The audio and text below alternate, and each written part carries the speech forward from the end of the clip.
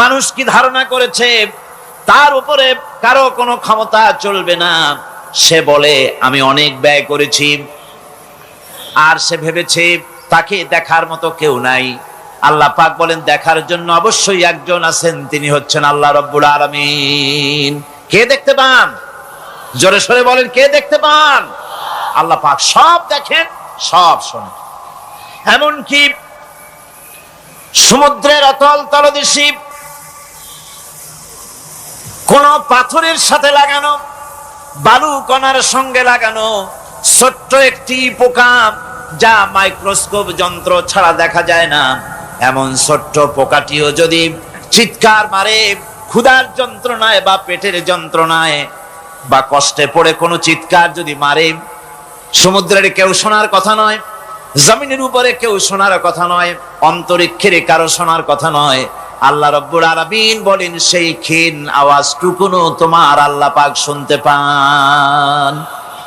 সব তিনি শুনতে পান এবং দেখতে পান, তার চোখের সামনে সব রয়েছে। সুতরাং আসল কথা হচ্ছে মানুষেরা পরকালের চাইতে দুনিয়ার গুরুত্ব দেয় বেশি। বাল তুসিরুনাল হায়াতাদ দুনিয়া ওয়াল আখিরাতু খায়রুন ওয়া আবকা। তোমরা পার্থিব জীবনকে অগ্রাধিকার দিয়েছো, আর পরকাল হচ্ছে উত্তম এবং স্থায়ী। পরকাল হচ্ছে উত্তম। পৃথিবী একটা নিকৃষ্ট জায়গা, একটা ছোট্ট জায়গা পৃথিবী। এটার আরবি হচ্ছে কি বলুন তো? পৃথিবীর আরবি কি? দুনিয়া। এটাকে দুনিয়া, দুনিয়া শব্দটা এসেছে আদনা শব্দ থেকে, তুচ্ছ, নিকৃষ্ট, এটা কোনো দাম নাই। আর এই জন্য হাদিস শরীফে এসেছে যে এই পৃথিবীর মূল্য যদি আল্লাহর কাছে মশার ডানা তুল্য যদি হতো, তাহলে কাফেরকে এক ঢোক পানি আল্লাহ পাক গিলতে দিতেন না। আল্লাহর দৃষ্টান্তটা, হাদিস শরীফের দৃষ্টান্তটা লক্ষ্য করেছেন? এই পৃথিবীর মূল্য যদি একটা মশার ডানার তুল্য যদি হতো, আপনাকে কেউ যদি 1,00,000 মশার ডানা যদি কেউ আপনাকে জোগাড় করে দেয়, আপনি কয় টাকা দিয়ে কিনবেন? কোন কথা বলতেছেন না? খুব আগ্রহ আছে কেনার নাকি? 4 আনা দিয়েও, 4 পয়সা দিয়েও আপনারা কেউ কিনবেন না, যেহেতু মশার ডানা 10 কোটি ডানা আনি জোগাড় করে দেন, নদী করবোটা কি?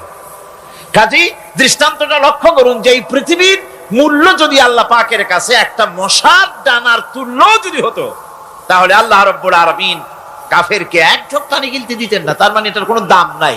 তো যেটার দাম নাই সেটার দাম আমরা খুব বেশি দিয়েছি।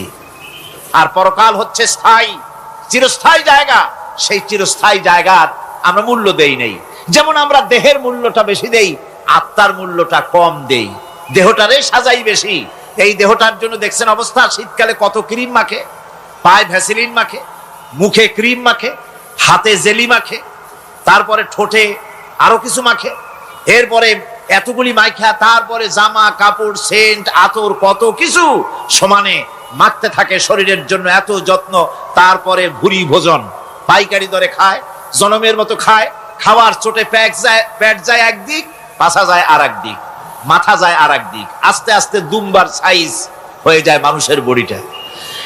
যেই শরীরটার কোনো দাম নাই, কোনো মূল্য নাই। আপনারা সত্য করে বলেন, দামটা কার? শরীরের দেহের দাম বেশি না আত্মার দাম বেশি? কোনটার দাম? কার দাম? আত্মাটার দাম বেশি। এটা মুখ দিয়ে বললেন, কিন্তু আসলে মনের কথা হইলে আত্মারে আপনারা কিছু খাইতে দিতেন। আত্মাকে তো কিছু খেতে দেওয়া হয় না। দেহটারই, আত্মাটার দাম যদি বেশি না হবে, মানুষ মরে গেলে পরে যায়টা কি? চোখ আছে, কান আছে, মুখ আছে, হাত আছে, পা আছে, সবই তো রয়ে গেল। গেলটা কি? কি যাওয়ার কারণে? প্রাণের সন্তান, কলিজার টুকরা সন্তান বলে মা, বাবার কাছে আমার যেতে ভয় করে। ছোট্ট বাচ্চা বাবার কাছে যেতে চায় না, প্রাণীদিকা স্ত্রীও যেতে চায় না। মা বাবা আত্মীয় স্বজন সবাই বলে তাড়াতাড়ি বিদায় করো, তাড়াতাড়ি বিদায় করো। কি যাওয়ার জন্য? কি ছিল মূল্যবান জিনিস, আর ওইটা যাওয়ার জন্যই পরিণতি হলো, সেটার নাম হলো রুহু। যে আত্মাটার বেশি মূল্য, সেইটার মূল্য মানুষেরা দেয় না। এই আত্মাটা কি জিনিস? আল্লাহ পাক নবীর কাছে প্রশ্ন করা হয়েছে রূহ সম্পর্কে, আল্লাহ তার জবাব দিয়েছেন ওয়াইয়াস আদুনাকা আনির রূহ কুলির রূহু মিন আমরি রাব্বি। নবী হে, আপনাকে প্রশ্ন করা হয় রূহ কি জিনিস, আপনি বলুন এটি হচ্ছে আল্লাহর হুকুম। আল্লাহর একটা হুকুম মানুষের ভিতরে কাজ করে, এটা এতই গুরুত্বপূর্ণ, ওটা থাকলে আমরা বাঁচি, ওটা না থাকলে আমরা মরে যাই। এখন যেটার গুরুত্ব বেশি সেটাকে খাইতে দেই না, সেটার জন্য কোনো যত্ন নাই, খোঁজ নাই, খবর নাই। সকালবেলায় ব্রেকফাস্ট, নাস্তা, লাঞ্চ, ডিনার, বিকালের চা, ফলারি, কোনো জিনিসের অভাব নাই, সমানে খায় আর সমানে শরীরটারে বাঁচায়। আর যেটার কারণে বডিটা বাঁচে তার কোনো খোঁজ খবর নাই, ওটারও কিছু খাবার দিতে হবে। ওটারে কি খাওয়াবেন? ওটাই কি ফুলকপি খাবে? শীতের দিনের লাল শাক খাবে? লট্টা মাছ খাবে নাকি? খাবে না। রূপচান্দাও খাবে না। শীতকালের ভাপা পিঠাও না, ধুপি পিঠা কি কন আপনারা, এগুলোও খাবে না। সুতরাং এই যে শরীর, আপনার আত্মাটা, ওরে খাইতে দিবেন কি? ও কচু খায় না, মূলাও খায় না, দুধও খায় না, পনিরও খায় না, ঘিও খায় না, মাছ গোশতও খায় না। যেহেতু এই আত্মাটা এসেছে রূহের জগৎ থেকে, তাই ওর খাদ্য এই পৃথিবীতে বানানো হয় নাই। দেহ তৈরি হয়েছে মাটি থেকে, মাটির উপাদান দিয়ে, সেজন্য তার খাদ্য বানানো হয়েছে মাটির উপাদান দিয়ে। আর আত্মা যেহেতু এসেছে আল্লাহর কাছে থেকে, রূহের জগৎ থেকে, সেজন্য আল্লাহ রাব্বুল আলামিন আত্মার খাদ্য পাঠিয়েছেন লৌহ মাহফুজ থেকে। খাদ্যের নাম হচ্ছে তেলাওয়াতে কোরআন। তেলাওয়াতে কোরআন। কোরআনে কারীম তেলাওয়াতে আত্মার সমৃদ্ধি হতো। কোরআনে কারীমের তেলাওয়াত, অনুধাবন, এর দ্বারা আত্মার সমৃদ্ধি হতো। যেহেতু কোরআন হচ্ছে রূহের খোরাক, সেই খোরাক দেওয়া হচ্ছে না তাকে। কাজে আমি বলতেছিলাম যে যে জিনিসের মূল্য বেশি আমরা তার মূল্য দিতে জানি না, যেটার মূল্য কম সেটার মূল্য দেই বেশি। অনুরূপ ভাবে এই পৃথিবীর কোনো দাম নেই, আল্লাহ পাক বলছেন, সেই জিনিসটার মূল্য আমরা বেশি দিলাম, আর পরকালের চিন্তা আমাদের দিল থেকে উবে গেল। এই জন্য আল্লাহ রাব্বুল আলামিন বলেন, ইন্নাল্লাযীনা লা ইউমিনুনা বিল আখিরাতি যায়্যান্না লাহুম আ'মালাহুম ফাহুম ইয়ামাহুন। যারা পরকালের প্রতি ঈমান আনে না, পরকালকে যারা বিশ্বাস করে না, তাদের ক্রিয়াকাণ্ডকে তাদের কাছে চিত্তাকর্ষক বানায় দেওয়া হয়। আর এভাবে তারা পথভ্রষ্ট হয়ে যায়।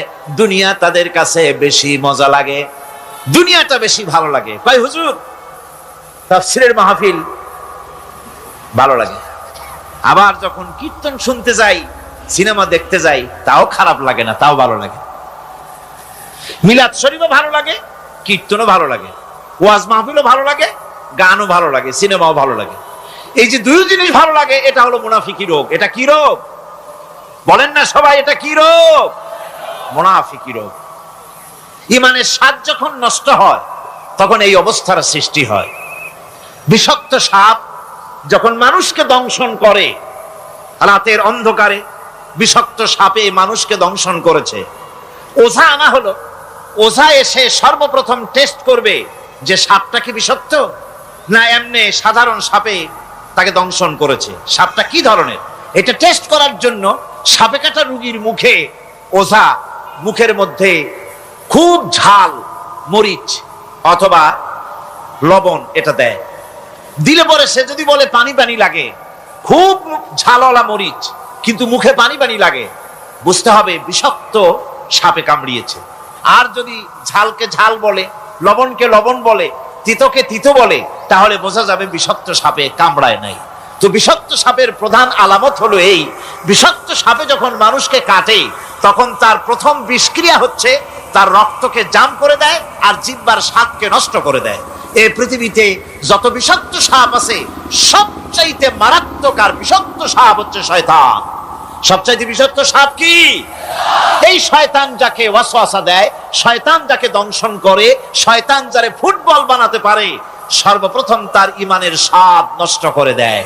তখন আখিরাত ভালো লাগে না, তখন মসজিদ ভালো লাগে না, তখন ওয়াজ মাহফিল ভালো লাগে না, তাফসীর মাহফিল ভালো লাগে না, তখন সিনেমা পছন্দ হয়, গান পছন্দ হয়, মেলা পছন্দ হয়, সাংস্কৃতিক অনুষ্ঠান, নাচ, উল্টাপাল্টা কাম, এই সমস্ত পছন্দ হয়।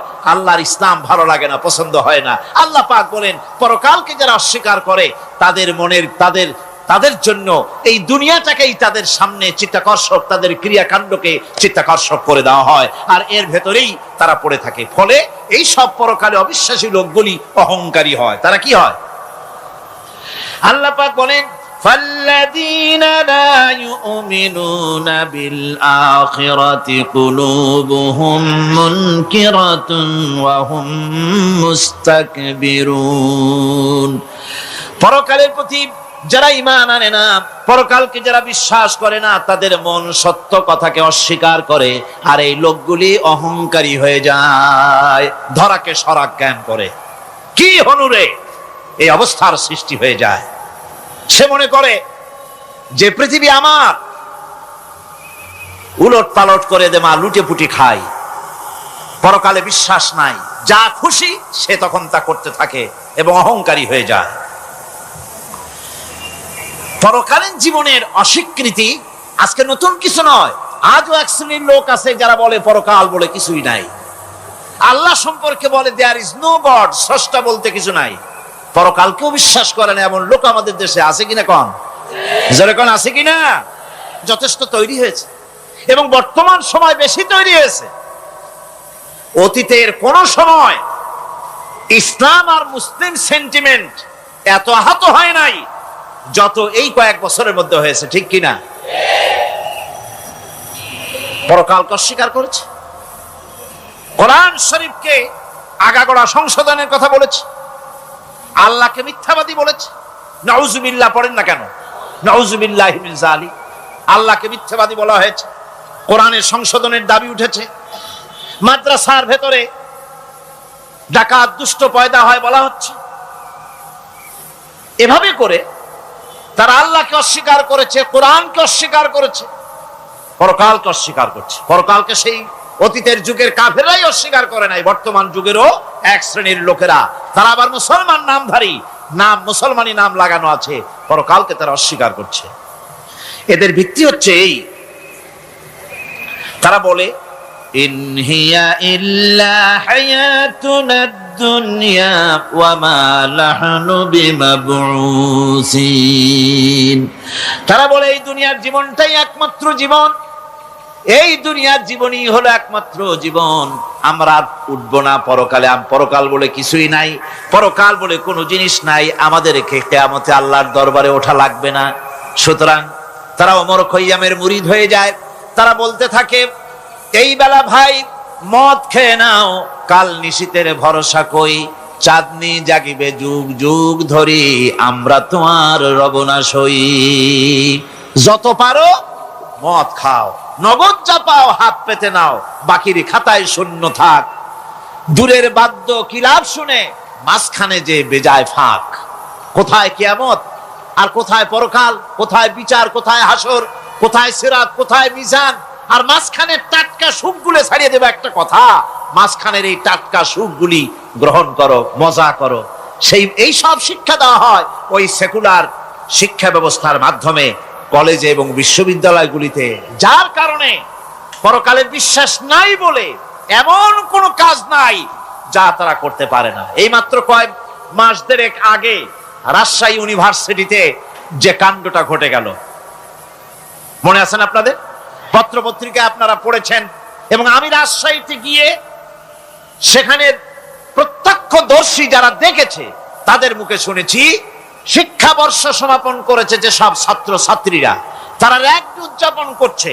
র‍্যাগ ডে উদযাপন যেদিন করবে সেই দিনে তারা উচ্ছৃঙ্খল কাপড় চোপড় পরেছে, ছেলেরা এবং মেয়েরা উভয়, এমন ভাবে কাপড় পরেছে যে কাপড় দ্বারা তারা শরীরের গোপন অঙ্গগুলি দেখা যায়। এরপরে আজেবাজে চিৎকার দিয়েছে, আজেবাজে স্লোগান দিয়েছে, গাধার মতো, কুকুরের মতো, শিয়ালের মতো তারা ডেকেছে। আমি বুঝি না চিন্তাধারা কেমন দেউলিয়া হয়ে গেল। শিক্ষাবর্ষ বিশ্ববিদ্যালয়ের সর্বোচ্চ শিক্ষাঙ্গন থেকে লেখাপড়া শেষ করে বেরোচ্ছে, যাওয়ার সময় তারা বিশ্ববিদ্যালয় থেকে কুকুরের ডাক দিল, শিয়ালের ডাক দিল, ছাগলের ডাক দিল। কি প্রমাণ করতে চাইলো? যে 16 বছর লেখাপড়া করে বিশ্ববিদ্যালয়ের অঙ্গন পেরিয়ে গোটা জাতির জন্য ছাগল হয়ে আমরা আবির্ভূত হচ্ছি, অথবা কুকুর গরুর ভূমিকায় আমরা আবির্ভূত হচ্ছি। নাউজুবিল্লাহি মিন যালিক। এরপরে মিছিল শেষ করলো। সন্ধ্যাবেলায় শুরু হলো সাংস্কৃতিক অনুষ্ঠান। বিদ্যুৎ কর্তৃপক্ষের সঙ্গে বোধহয় লাইন করা ছিল। সন্ধ্যা 7:30টার সময় মঞ্চ তৈরি আছে, গান হচ্ছে, আনন্দ ফুর্তির শেষ নাই। সামনে সব মেয়েরা বসা, যারা দিনের বেলা ওই ধরনের কাপড় চোপড় পরে ছেলেদেরকে উস্কায়েছে, ছেলেগুলিও তাদেরকে উস্কায়েছে। মাঝখানে তারা বসা, চতুর্দিকে ছেলেরা দাঁড়ানো। হঠাৎ করে লাইট বন্ধ হয়ে গেল, বিদ্যুৎ চলে গেল।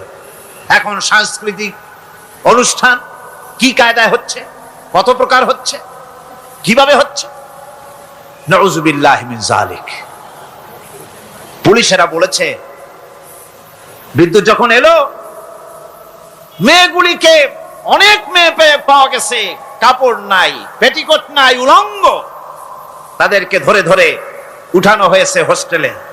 পরের দিন সকাল বেলায় মাঠ ভর্তি ভাঙা কাচের চুড়ি, ভ্যানিটি ব্যাগ, চশমা, কাপড় চোপড় ছিড়িয়ে ছড়িয়ে চতুর্দিকে পড়ে আছে। এই হলো শিক্ষা। নাউযুবিল্লাহি মিন যালিক। আমি কসম করে বলতে পারি, বিশ্ববিদ্যালয়ে যদি কোরআন শরীফের তাফসীর পড়ানো হতো, হাদিস শরীফ যদি পড়ানো হতো, কেউ কেউ বলবেন কোরআন হাদিস তো পড়ানো হয়, বিশ্ববিদ্যালয় কলেজে পড়ানো তো হয়। আমি তো জানি সিলেবাসে 10টা 5টা হাদিস আছে, 2-4 লাইন কোরআন শরীফ আছে, এর কোনো মানে নাই।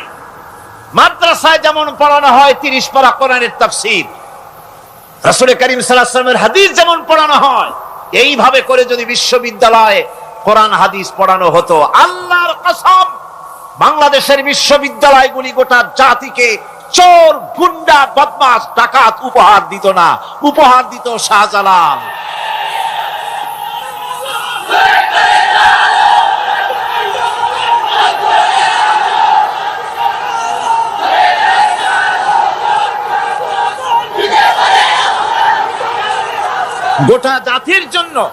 গোটা জাতির জন্য বিশ্ববিদ্যালয় সমূহ উপহার দিতে পারত। উপহার দিত শাহ মখদুম, শাহজালাল, খান জাহান আলী, উপহার দিতে পারত খাজা মঈনুদ্দিন চিশতি, উপহার দিতে পারত খালিদ বিন ওলীদ, উপহার দিত সালাউদ্দিন আইয়ুবী। আল্লাহ পাক তাদের সকলের প্রতি রহম করুন, জোরে কোন আমিন। এরকম উপহার গোটা জাতিকে তারা দিতে পারত, কথা ঠিক কিনা গান? সুতরাং পরকালকে অস্বীকার করাই হচ্ছে এর মূলভূত কারণ। সেকুলার শিক্ষা ব্যবস্থা হচ্ছে এর মূলভূত কারণ। এই জন্য কোরআনে কারীম আল্লাহ পাক বলছেন, লাইসাল বিররা আন তুওয়াল্লু ওয়ুজুহাকুম কিবালাল মাশরিকি ওয়াল মাগরিব। পূর্ব পশ্চিমে কয়বার মাথা ঘুরালা, এইটাই তোমার পুণ্যবান সৎ কাজ হওয়ার এটা নমুনা নয়। প্রকৃতপক্ষের সৎ কাজ হচ্ছে আল্লাহ বিশ্বাস করা এবং পরকালে বিশ্বাস ভিত্তিক জীবন গড়া। ওই কাফেরেরা বলতো, وقالوا ما هي إلا حياتنا الدنيا نموت ونحيا وما يهلكنا إلا الدهر। আল্লাহ রাব্বুল আলামিন বলেন, এই কাফেররা বলতো দুনিয়ার জীবনটাই তো আসল জীবন, আমরা মরবো না, আমরা এখানেই থাকবো, এই জীবনটাই হলো আসল জীবন, এখানেই বাঁচবো, এখানেই মরবো, আমরা পরকাল বলে কোনো জিনিস নাই, আমাদের কোনো ওঠা লাগবে না, যা কিছু হয় যুগের আবর্তন ছাড়া কিছুই হয় না। শুধু তাই নয়, এই প্রশ্ন কাফেরদের মনের ভিতরে মারাত্মক আকার ধারণ করলো। তারা বলল, আইযা মিতনা ওয়া কুন্না তুরাবান যালিকা রাজউম বাঈদ। আমরা মাটির সাথে মিশে যাব, আমরা মরে যাব, মাটির সঙ্গে মিশে যাব, তারপরে আমাদেরকে জীবিত করা হবে। এটা তো জ্ঞান বহির্ভূত কথা, এটা তো মাথায় ঢোকে না, কথাটা কেমন? তারা এভাবে অনেক প্রশ্ন করত। ওয়াকালু আইযা কুন্না ইযামান ওয়া রুফাতান আইন্না লামাবউসুনা খালকান জাদীদা। আমরা মরে যাব, গলে যাব, পচে যাব, হাড্ডি গুড্ডি মাটির সাথে মিশে যাবে, এরপরে আমাদেরকে নতুন করে সৃষ্টি করা হবে। এটা জ্ঞান বহির্ভূত কথা, এটা মাথার মধ্যে আসে না। কে আমাদেরকে চিন্তা করবে মরে যাওয়ার পর? আল্লাহ রাব্বুল আলামিন বলছেন, দেখো আল্লাহ পাক কোরআনে কারীমের ভিতরে যুক্তি দিয়ে বুঝাচ্ছেন যে অবশ্যই তোমাদেরকে আবার জিন্দা করা হবে, তোমাদেরকে উঠতে হবে।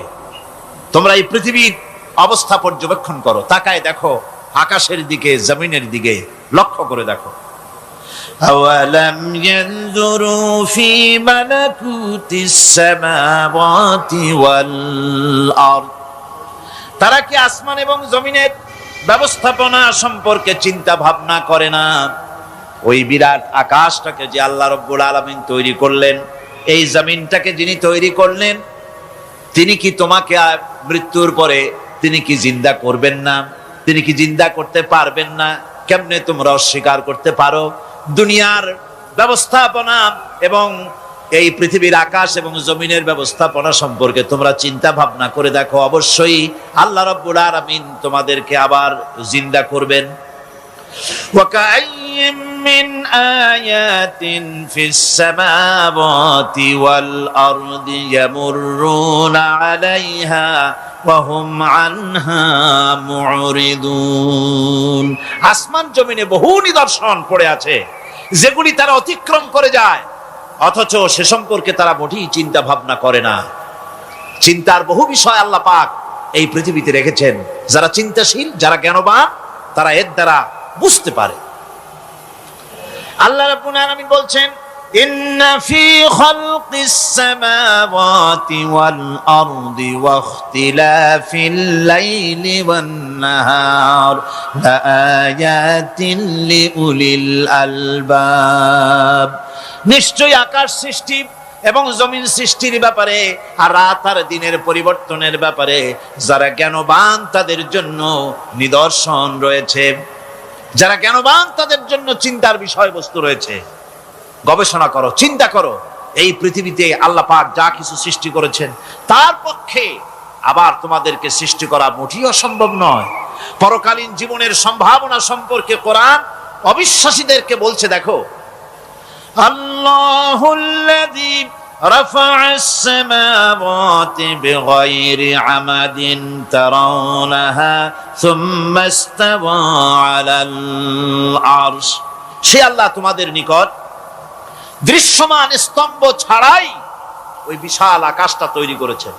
যারা পরকাল আছে বলে উঠতে হবে একথা যারা বিশ্বাস করে না, তাদের ব্যাপারে আল্লাহ পাক এই যুক্তি দিচ্ছেন, দেখো এই বিশাল যে আকাশটা, এই আকাশে কোনো খুঁটি আছে?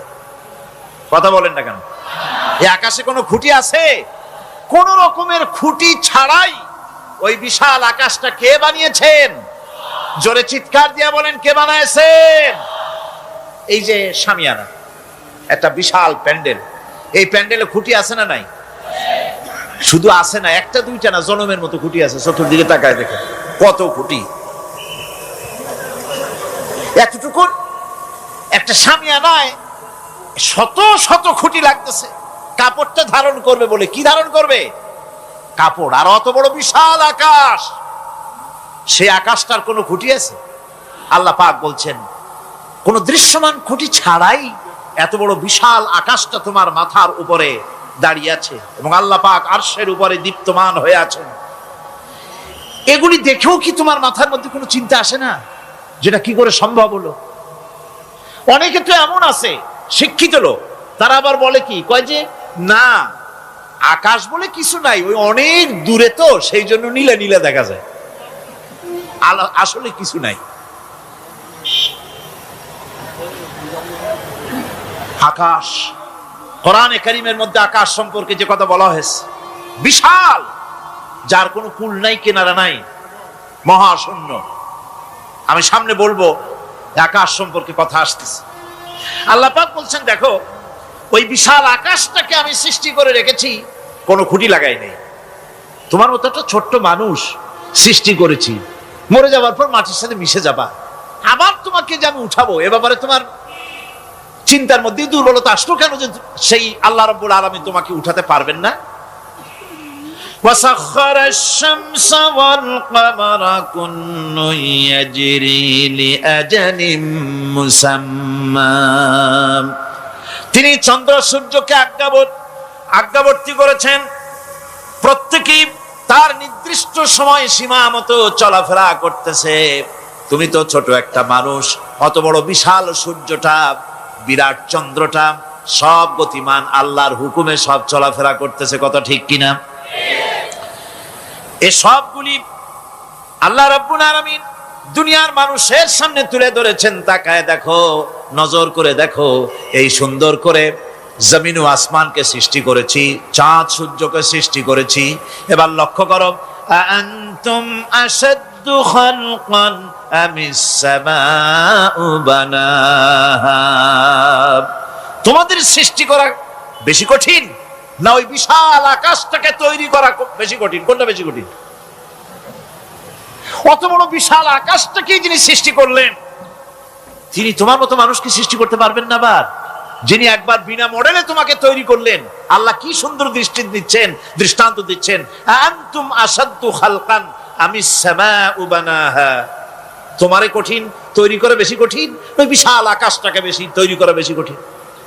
অত বড় বিরাট জিনিসটাই তো আল্লাহ তৈরি করে ফেলেছেন, বিশাল আকাশ, মহাশূন্য। আর সেই মহাশূন্যের তুলনায়, মহাবিশ্বের তুলনায় পৃথিবী কত ছোট, আমাদের সবচাইতে কাছে। বিজ্ঞানীরা হয়রান হয়ে যাচ্ছে আকাশের চিন্তা করে, মহাকাশ চিন্তা করে ক্রমান্বয়ে হয়রান হয়ে যাচ্ছে। আমাদের সবচাইতে নিকটতম যে গ্যালাক্সিটা আছে, এই গ্যালাক্সিটার ব্যাস হচ্ছে, যেটা সবচাইতে ছোট, গরিব গ্যালাক্সি, এটা বিজ্ঞানীরা বলেছে গরিব গ্যালাক্সি, দিনহীন। এই গরিব গ্যালাক্সি যেটা আমাদের সবচাইতে নিকটে, পৃথিবীর সবচাইতে কাছে, এর ব্যাস হচ্ছে, এর পরিধি হচ্ছে 1,00,000 আলোকবর্ষ সমান। 1,00,000 আলোকবর্ষ, প্রতি সেকেন্ডে আলোর গতি কত? 1,86,000 মাইল প্রতি সেকেন্ডে। প্রতি সেকেন্ডে যে আলোর গতি 1,86,000 মাইল, এর মিনিট, এর ঘন্টা, এর সপ্তাহ, এর মাস, এর বছর, এরকম 1,00,000 আলোকবর্ষ হচ্ছে সেই ছায়াপথের ব্যাস, এটার পরিধি। এটা হলো গরিব গ্যালাক্সি। আর এই গ্যালাক্সিতে বাস করে 10,000 কোটি তারকা। বিজ্ঞানীরা বলছেন যে তারকাগুলি সূর্যের চাইতে লক্ষ কোটি গুণে অনেক বড়। সুবহানাল্লাহ। তাহলে মহাকাশ সম্পর্কে চিন্তা করে মানুষ আজ অবাক হয়ে যাচ্ছে, চিন্তায় হয়রান হয়ে যাচ্ছে। বার্টন রাসেল তিনি বলেছিলেন স্রষ্টার স্রষ্টাকে, স্রষ্টার স্রষ্টাকে।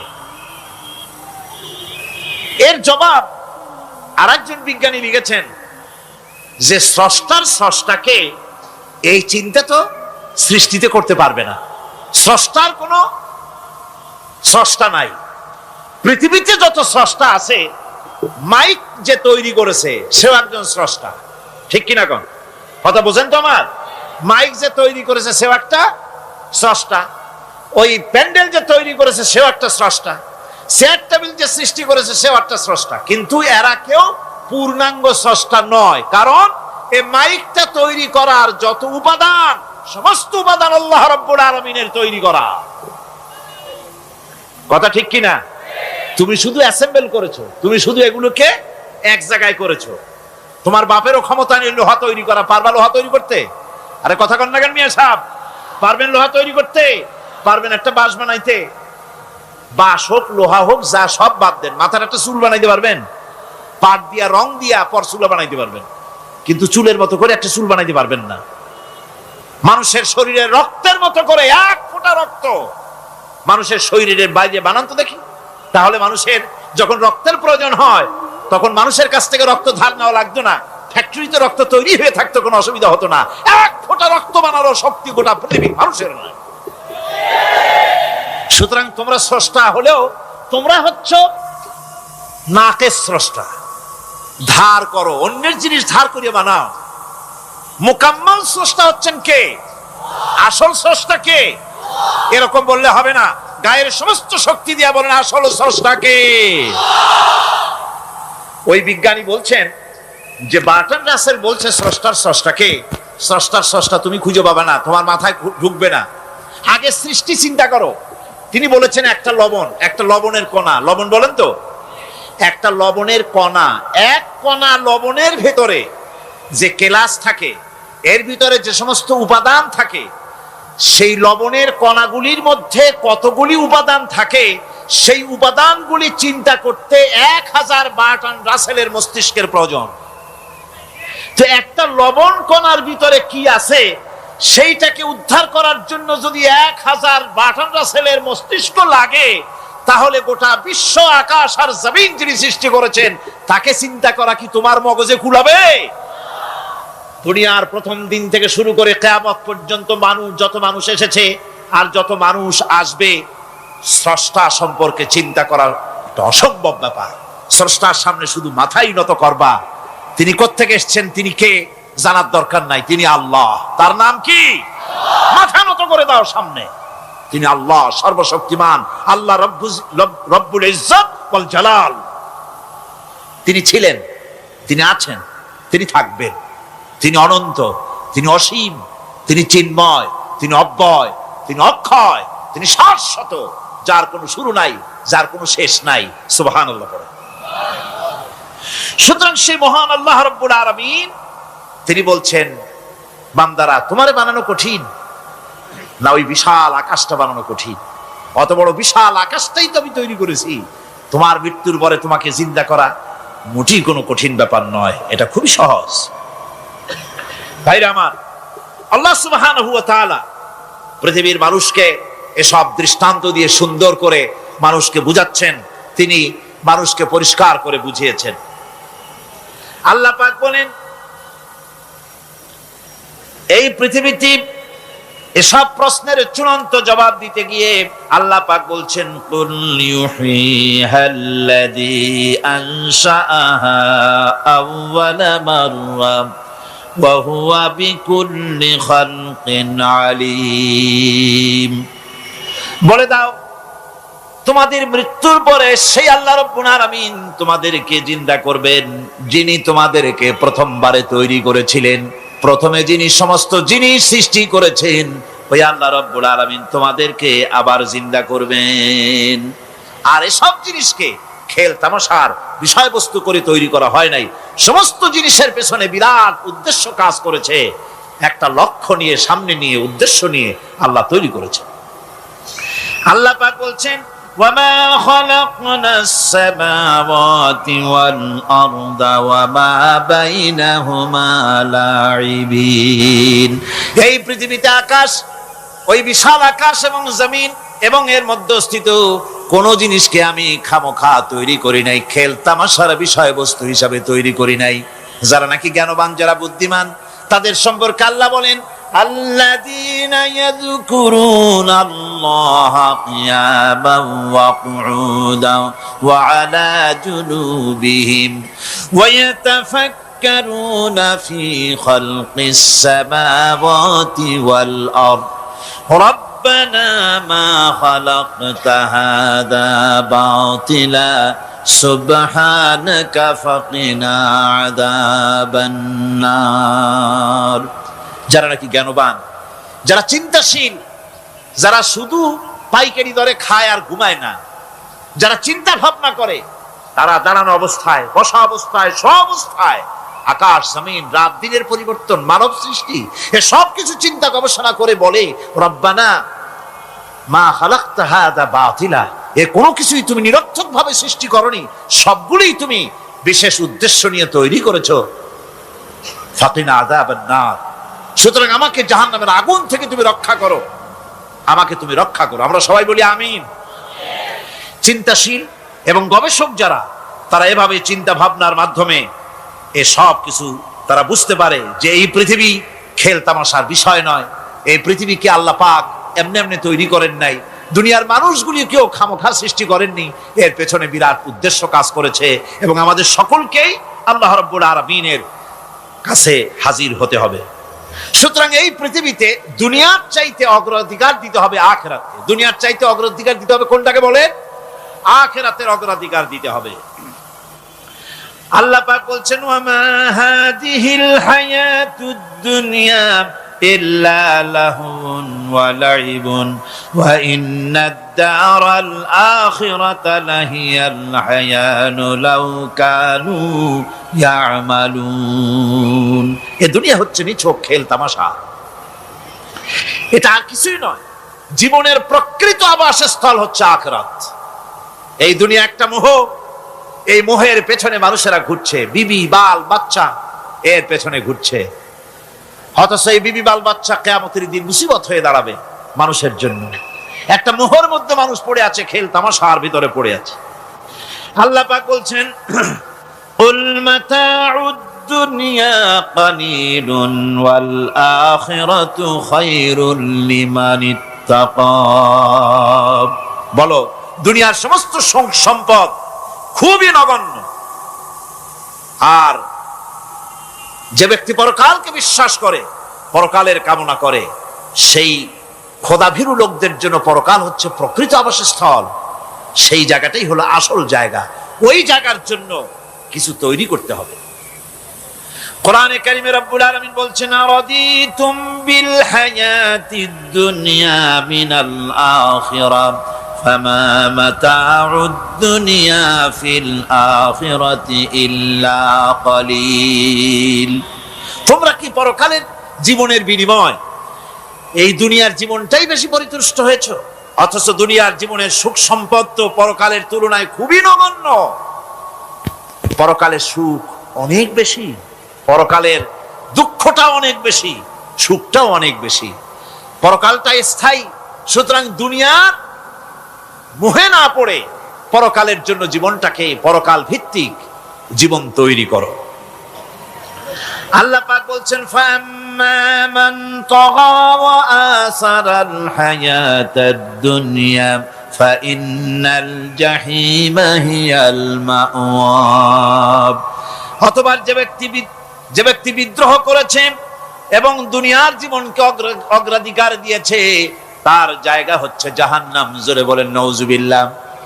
যে ব্যক্তি আল্লাহর সঙ্গে বিদ্রোহ করেছে আর পরকালের জন্য পাথর জোগাড় করে নাই, দুনিয়াকে অগ্রাধিকার দিল, পরকালকে ভুলে গেল, তার জায়গা হলো জাহান্নাম। ওয়া আম্মা মান খাফা মাকামা রাব্বিহি ওয়া নাহান নাফসা আনিল হাওয়া ফাইন্নাল জান্নাতা হিয়াল মাওয়া। আর যে ব্যক্তি আপন প্রভুর সামনে উপস্থিত হকে ভয় করেছে এবং আপন প্রবৃত্তিকে লালসা মুক্ত করেছে, লালসার হাত থেকে রক্ষা করেছে, আল্লাহ রাব্বুল আলামিন কিয়ামতের দিন তার জন্য রেখে দিয়েছেন জান্নাত। তার জন্য কোন জায়গা? জান্নাত। আমাদেরকে পরকাল ভিত্তিক জীবন যাপন যদি করি, তাহলে কবরের জবাবগুলি খুব আসান হবে। আর যদি পরকাল ভিত্তিক জীবন যাপন না হয়, কবরটা মুসিবতের জন্য মুসিবত হয়ে যাবে। হযরত ওসমান রাদিয়াল্লাহু তাআলা আনহু কবরের কাছে গিয়ে খুব কাঁদতেন। সাহাবায়ে কেরাম প্রশ্ন করেছেন, হুজুর, রাসূল করিম সাল্লাল্লাহু আলাইহি ওয়াসাল্লাম যখন জান্নাত ও জাহান্নামের ওয়াজ করেন, তখনও তো এত বেশি আপনি কাঁদেন না, যত বেশি কাঁদেন কবরের কাছে এসে, কারণ কি? হযরত ওসমান রাদিয়াল্লাহু তাআলা আনহু বলতেন, আমার সাথীরা, আমি আমার হাবিবের কাছে, আল্লাহ রাব্বুল আলামিনের রাসূলের কাছে আমি শুনেছি, এই কবরটাই হলো প্রথম স্টেশন, এই কবরটাই হলো প্রথম ইমিগ্রেশন কাউন্টার। এই জায়গায় কেউ যদি ধরা পড়ে যায়, কারো যদি চার্জশিট হয়ে যায়, সব জায়গায় ধরা পড়ে যাবে। হাসরে মিজানে সিরাতে কোনো জায়গায় নাজাত পাবে না। আর এই কবরটা যদি কেউ মুক্তি পেয়ে যায়, মিজান সিরাত হাসর সব জায়গা থেকে আল্লাহ তারে ভালোভাবে পার করে দিবেন। এটা হলো আসল জায়গা, মারাত্মক জায়গা, খুব মারাত্মক জায়গা। আমি এটাকে ইমিগ্রেশন কাউন্টার বলেছি আমার ভাষায়। ইমিগ্রেশন কাউন্টার, যারা বিদেশ ভ্রমণ করেছেন তারা জানেন। লন্ডন যাবেন, আমেরিকা যাবেন, সৌদি আরব যাবেন, যে কোনো বিদেশে যাবেন, গেলেই পাসপোর্ট তারা দেখবে। পাসপোর্টে আপনার ন্যাশনালিটি কোনটা সেটাই তারা জানতে চাইবে। আপনি কোন দল করেন এটা তারা জানতে চাইবে না। আপনি কোন ভাষায় কথা বলেন তাও তাদের জানার দরকার নেই। প্রথমেই তারা আপনার ন্যাশনালিটি দেখবে, আপনার আইডেন্টিটি কি তারা জানতে চাইবে। তারপরে যদি স্যাটিসফ্যাক্টরি হয়, আপনাকে ভিসা দিয়ে ভেতরে ঢুকবার ব্যবস্থা করে দেবে। আর যদি তারা স্যাটিসফাইড না হয়, তাহলে আপনাকে মেহমানখানায় ঢুকানো হবে গ্রেফতার করে। আপনি আন্দাজ এখানে আসছেন কেন? এই জন্য কবর হচ্ছে এ ধরনের একটি ইমিগ্রেশন কাউন্টার। কবরের ভিতরে মানুষ যখনই রাখা হবে, সঙ্গে সঙ্গে দুজন ফেরেশতা আসবে। কবরের কাছে যারা এসেছিল, দাফন হয়ে যাওয়ার পর এই লোকগুলি 40 কদম যেতে যতক্ষণ লাগে, এর মধ্যেই দুজন ফেরেশতা এসে যাবে। এসে জিজ্ঞেস করবে, মান রব্বুকা, তুমি কোন দল করতে? ওটা তাদের জানার দরকার নাই। চাকরি কিসে করতেন, ওটা জানার দরকার নাই। ব্যবসা করতেন না চাকরি করতেন, প্রয়োজন নেই। প্রথমেই জিজ্ঞাসা করা হবে ন্যাশনালিটি, প্রথমেই জিজ্ঞাসা করা হবে তার ন্যাশনালিটি সম্পর্কে, তার আইডেন্টিটিটা কি, এবং সেটাকে সত্যায়িত করার জন্য, বোঝার জন্য 3টি প্রশ্ন। প্রথম প্রশ্ন, মান রব্বুকা ওয়া মা দীনুকা ওয়া মান নাবিয়ুকা, তোমার রব কে, তোমার দিন কি, তোমার নবী কে। যদি এই ব্যক্তি বেঈমান হয়, মুনাফিক হয়, সে বলবে হায় হাতা লা আদরি, হায় হাতা লা আদরি, জানি না আমার রবকে, আমি জানি না। তোমার দিন কি, দিন কারে কয় বুঝি না। এরপরে আল্লাহর নবী জনাবে মুহাম্মদ রাসূলুল্লাহ সাল্লাল্লাহু আলাইহি ওয়াসাল্লামকে দেখানো হবে, বলা হবে মা কুনতা তাকুলু ফি হাদার রাজুল, এই ব্যক্তি সম্পর্কে তোমার ধারণা কি নিকে, বলবে আমি চিনি না। নাউযুবিল্লাহ। বাস, এরপরে তার যা হবার তাই শুরু হয়ে যাবে। আর যদি বান্দাটা মুমিন হয়, প্রশ্ন করা হবে মান রব্বুকা, জবাব দেবে রব্বি আল্লাহ, আমার রব আল্লাহ রাব্বুল আলামিন। ওয়া মা দীনুকা, দীনুনা ইসলাম, আমার দিন হচ্ছে ইসলাম। এরপরে আল্লাহর নবীকে দেখানো হবে। কয়েক রকমের বর্ণনা আছে, কোন বর্ণনায় আছে হুজুরের আকারে দেখানো হবে, অথবা রাসূলকে সরাসরি দেখানো হবে। বলা হবে মা কুনতা তাকুলু ফি হাদার রাজুল, এই লোকটি সম্পর্কে ধারণা কি। মুমিন ব্যক্তি বলবে হাদা নবিয়ুনা মুহাম্মাদুর রাসূলুল্লাহ সাল্লাল্লাহু আলাইহি ওয়াসাল্লাম, ইনি আমার তো সেই নবী মুহাম্মাদুর রাসূলুল্লাহ সাল্লাল্লাহু আলাইহি ওয়াসাল্লাম। আমরা যেন এই রকমের জবাব দিতে পারি, আল্লাহ কবুল করো। সকলে জোরে গণ আমিন। জবাব হয়ে যাওয়ার পর গায়ব থেকে আওয়াজ আসবে, ফাফরিশু বিল জান্নাতি ওয়ালবিসু বিল জান্নাহ, ও আমার ফেরেশতারা, আমার এই বান্দাকে জান্নাতের পোশাক পরায়া দাও, আর কবরটাকে জান্নাতের বিছানা বিছায়া দাও। জান্নাতের পোশাক পরায় দাও, জান্নাতের বিছানা বিছায়া দাও। ইলা মাদ্দা বাসারিহি, তার চোখের দৃষ্টি যতদূর যায় কবরটা ততটা প্রশস্ত করে দাও। এরপর বেহেশতের পোশাক পরাইয়া, বেহেশতের বিছানা বিছায়া ফেরেশতা বলবে নুম কানাউমুল উরুস, ঘুমিয়ে যাও। দুলামিয়া যেমন বাসর সজ্জায় নতুন বউ নিয়ে আরামে ঘুমায়, এরকম আরামে ঘুমায় যাও। ইলা ইয়াউমিল কিয়ামা, কিয়ামত পর্যন্ত ঘুমায় থাকবে, আরামে ঘুমিয়ে থাকবে। এরপরে সিংহায় ফুৎকার হবে, সিংহার ফুৎকারের আওয়াজে তার ঘুম ভেঙে যাবে। বলবে ইয়া ওয়াইলানা মান বাআসানা মিন মারকাদিনা, হায় আফসোস, আমার এত আরামের ঘুম থেকে কে আমাকে জাগ্রত করলো, আমার ঘুমটারে নষ্ট করলো কে। আওয়াজ আসবে হাদা মা ওয়াদার রহমান ওয়া সাদাকাল মুরসালুন, এটা হচ্ছে রহমানের সেই ওয়াদা, আর মুরসালিনরা নবীরা সত্য কথাই বলেছিলেন, সেই কিয়ামত অনুষ্ঠিত হচ্ছে। আমার বন্ধুগণ, সেজন্য এই দুনিয়ার মোহে পড়ে থাকলে পরে দুনিয়ায় যারা অগ্রাধিকার দিবে দুনিয়াকে পরকালের তুলনায়, জবাব দিতে পারবে না কবরের ভিতরে গিয়া। আর যারা পরকালকে অগ্রাধিকার দিবে, দুনিয়ার চাইতে পরকালকে বেশি অগ্রাধিকার দেবে, আর আল্লাহর ভয় কলিজার ভিতরে রাখবে, কবরের জবাব সঠিকভাবে দিতে পারবে, কিয়ামতের দিন আল্লাহ রাব্বুল আলামিন তাদের জন্য জান্নাত দান করবেন। জোরে বলেন আমিন। দুনিয়াটা হচ্ছে দুনিয়া যেখানে আমরা আসি। আমি আগেই বলেছি দুনিয়া হচ্ছে আদনা শব্দ থেকে এর উৎপত্তি হয়েছে। তুচ্ছ, নিকৃষ্ট, এটার দাম নাই, এটার মূল্য নাই। হযরত ইবনে কাইয়িম রাহিমাহুল্লাহ নওয়ারাল্লাহু মারকাদাহু ওয়া জাআলাল জান্নাতা মাসওয়াহু, হযরত ইবনে কাইয়িম তিনি বলছেন, সুন্দর করে বলছেন দুনিয়া সম্পর্কে, মা মাদা ফিদ দুনিয়া আহলামুন ওয়া মা বাকিয়া মিনহা আমানি ওয়াল ওয়াক্তু বাইনাহুমা দাইউন।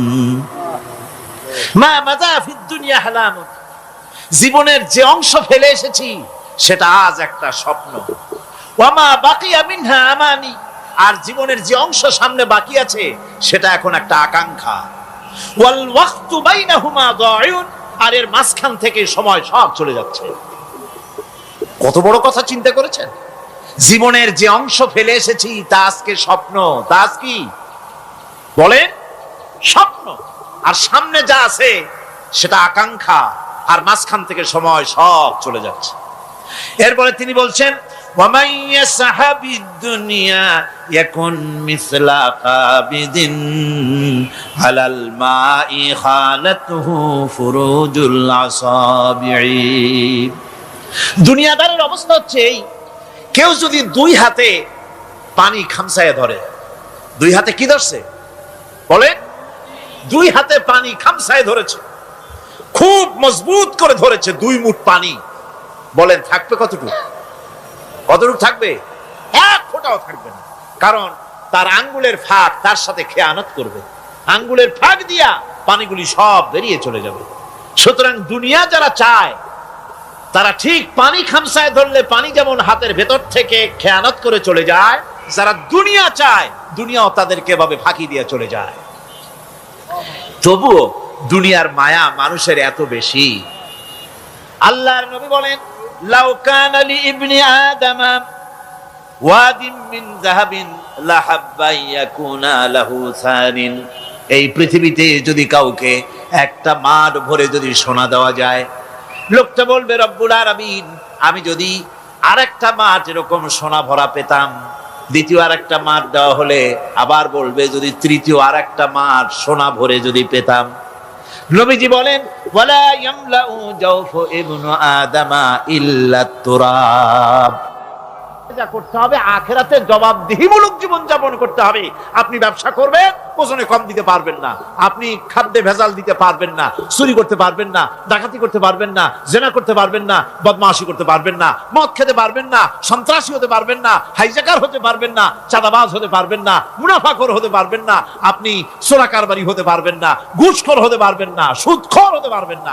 এই সব কাজ পরকালকে বিশ্বাস করলেই এ সমস্ত কাজ থেকে মানুষ বিরত থাকতে পারে।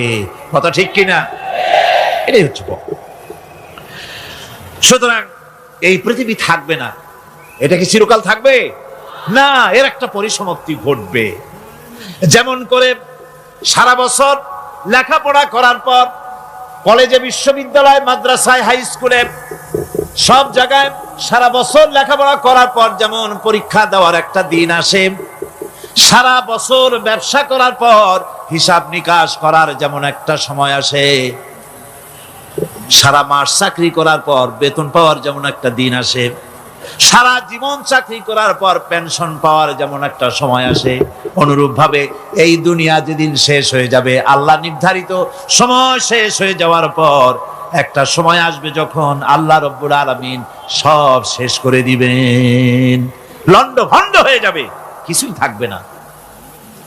কোরআনে কারিমে আল্লাহ সব বলেছেন, কোরআনে সব আল্লাহ বলে দিয়েছেন।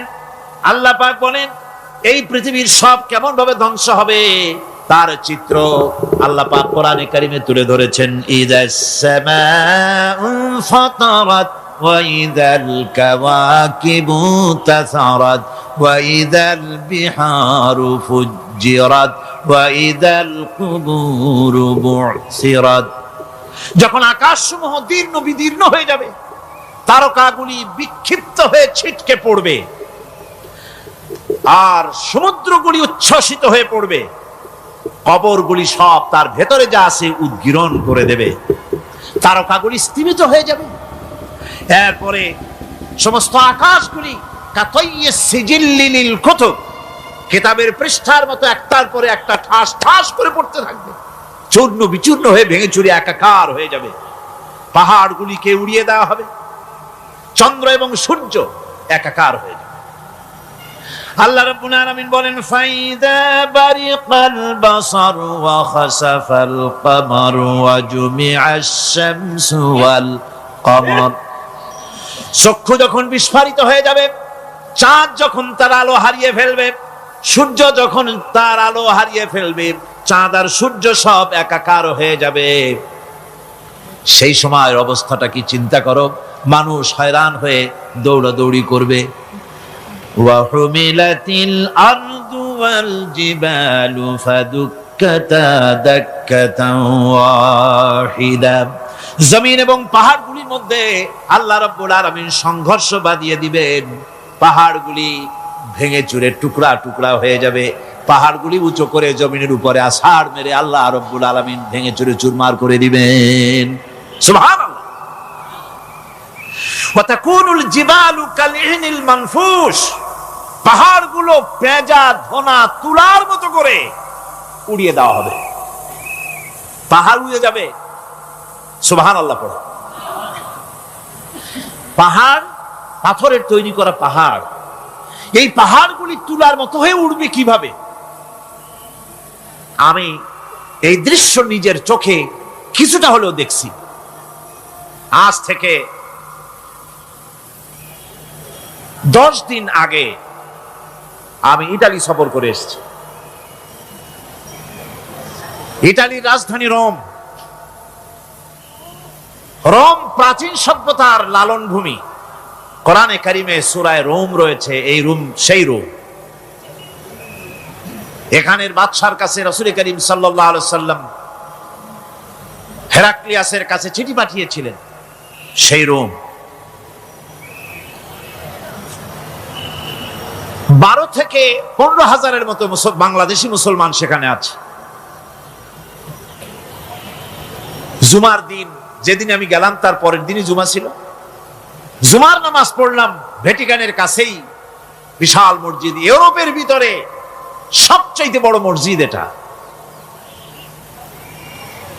রোম ইসলামের দুশমনদের রাজধানী। সেইখানে যখন আযান হচ্ছে আশহাদু আন্না মুহাম্মাদার রাসূলুল্লাহ, আমার অনুভূতির কথা আপনাদেরকে বোঝাতে পারবো না, কি অনুভূতির সৃষ্টি হয়েছে আমার ভেতরে। ভ্যাটিকানের পোপ এক পাশে, কিছু দূরেই ভ্যাটিকান। ওটা হচ্ছে গোটা পৃথিবীর সমস্ত খ্রিস্টানদের কাবা, ভ্যাটিকান। তার পাশেই বিশাল মসজিদ, সেখানে নামাজ পড়লাম। চিন্তার ভেতরে আসলো আল্লাহ রাব্বুল আলামিন তার হাবিবের নাম, তার তাওহীদ, তার রিসালাতকে কিভাবে বিশ্বময় ছড়িয়ে দিলেন। আবু জাহেল চাইছিল মুহাম্মদ সাল্লাল্লাহু আলাইহি ওয়াসাল্লামকে স্তব্ধ করে দেবে মক্কার জীবনেই। কত বদনাম, সাহের, কাহেন, কাযযাব, শায়ের, নাউযুবিল্লাহি মিন যালিক, কত গালাগালি করলো।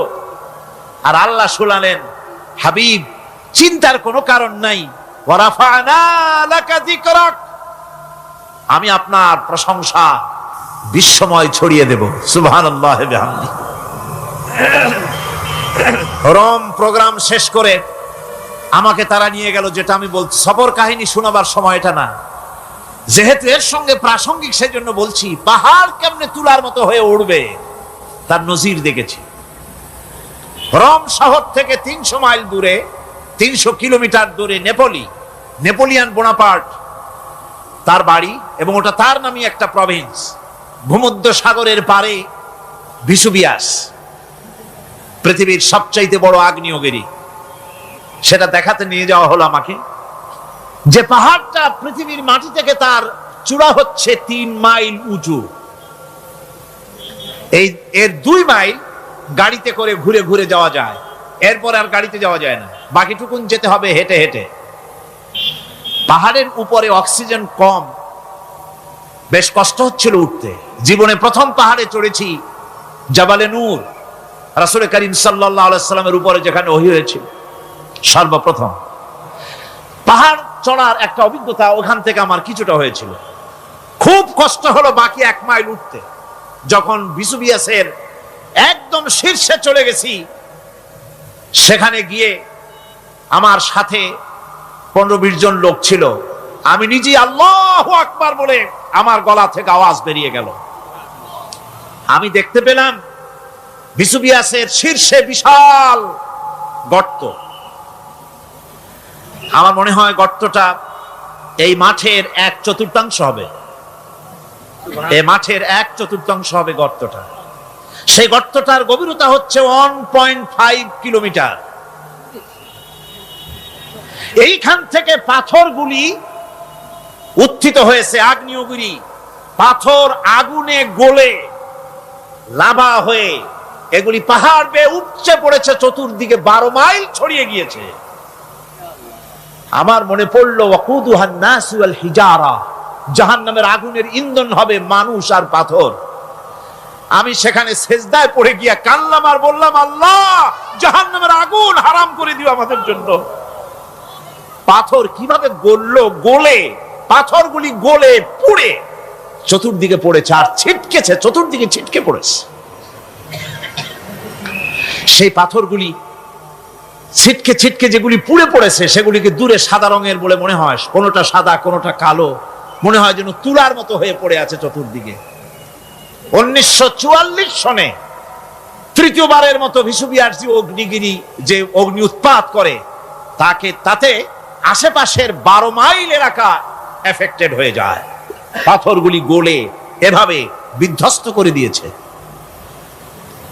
এখান থেকে এখানে জোহরের নামাজ, আসরের নামাজ আমরা পড়লাম, আল্লাহর কাছে খুব দোয়া করলাম। এখনো ধোঁয়া উঠতেছে, এখনো পাহাড়ের ফাটল দিয়ে ধোঁয়া উঠছে।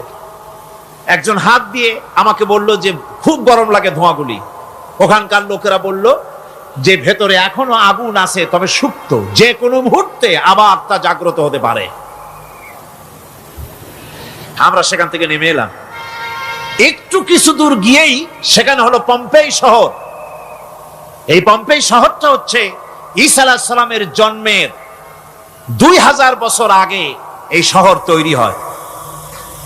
ঈসা আলাইহিস সালামের জন্মের 179 বছর পর ভূমিকম্প হয়। সেই ভূমিকম্পে গোটা পম্পেই শহরটা পৃথিবীর মানুষের চোখের আড়াল হয়ে যায়, ধ্বংস হয়ে যায়, মাটির তলায় গরক হয়ে যায়। আজ থেকে 200 বছর আগে মাটি খনন করতে গিয়ে এই শহর আবিষ্কৃত হয়। পুরা শহরটা খুঁড়ে তারা বের করেছে। 180 হেক্টর জমিনের উপর এই বিশাল শহর। ঘুরে ঘুরে দেখলাম, গাড়ি চলে না সেখানে, পায়ে হেঁটে দেখতে হলো। প্রশস্ত রাস্তা। আজ থেকে 4000 বছর আগের মানুষেরা রাস্তা বানাতে জানতো পাথর দিয়ে, এবং রাস্তার দুধারে তাদের ছিল ফুটপাত, পানির ব্যবস্থা, নগরায়নের সব রকমের সুযোগ সুবিধা। তারপরে সেখানে বিচারালয়, এরপরে দোকানপাট, বাজার ঘাট, সবকিছুর ব্যবস্থা রয়েছে।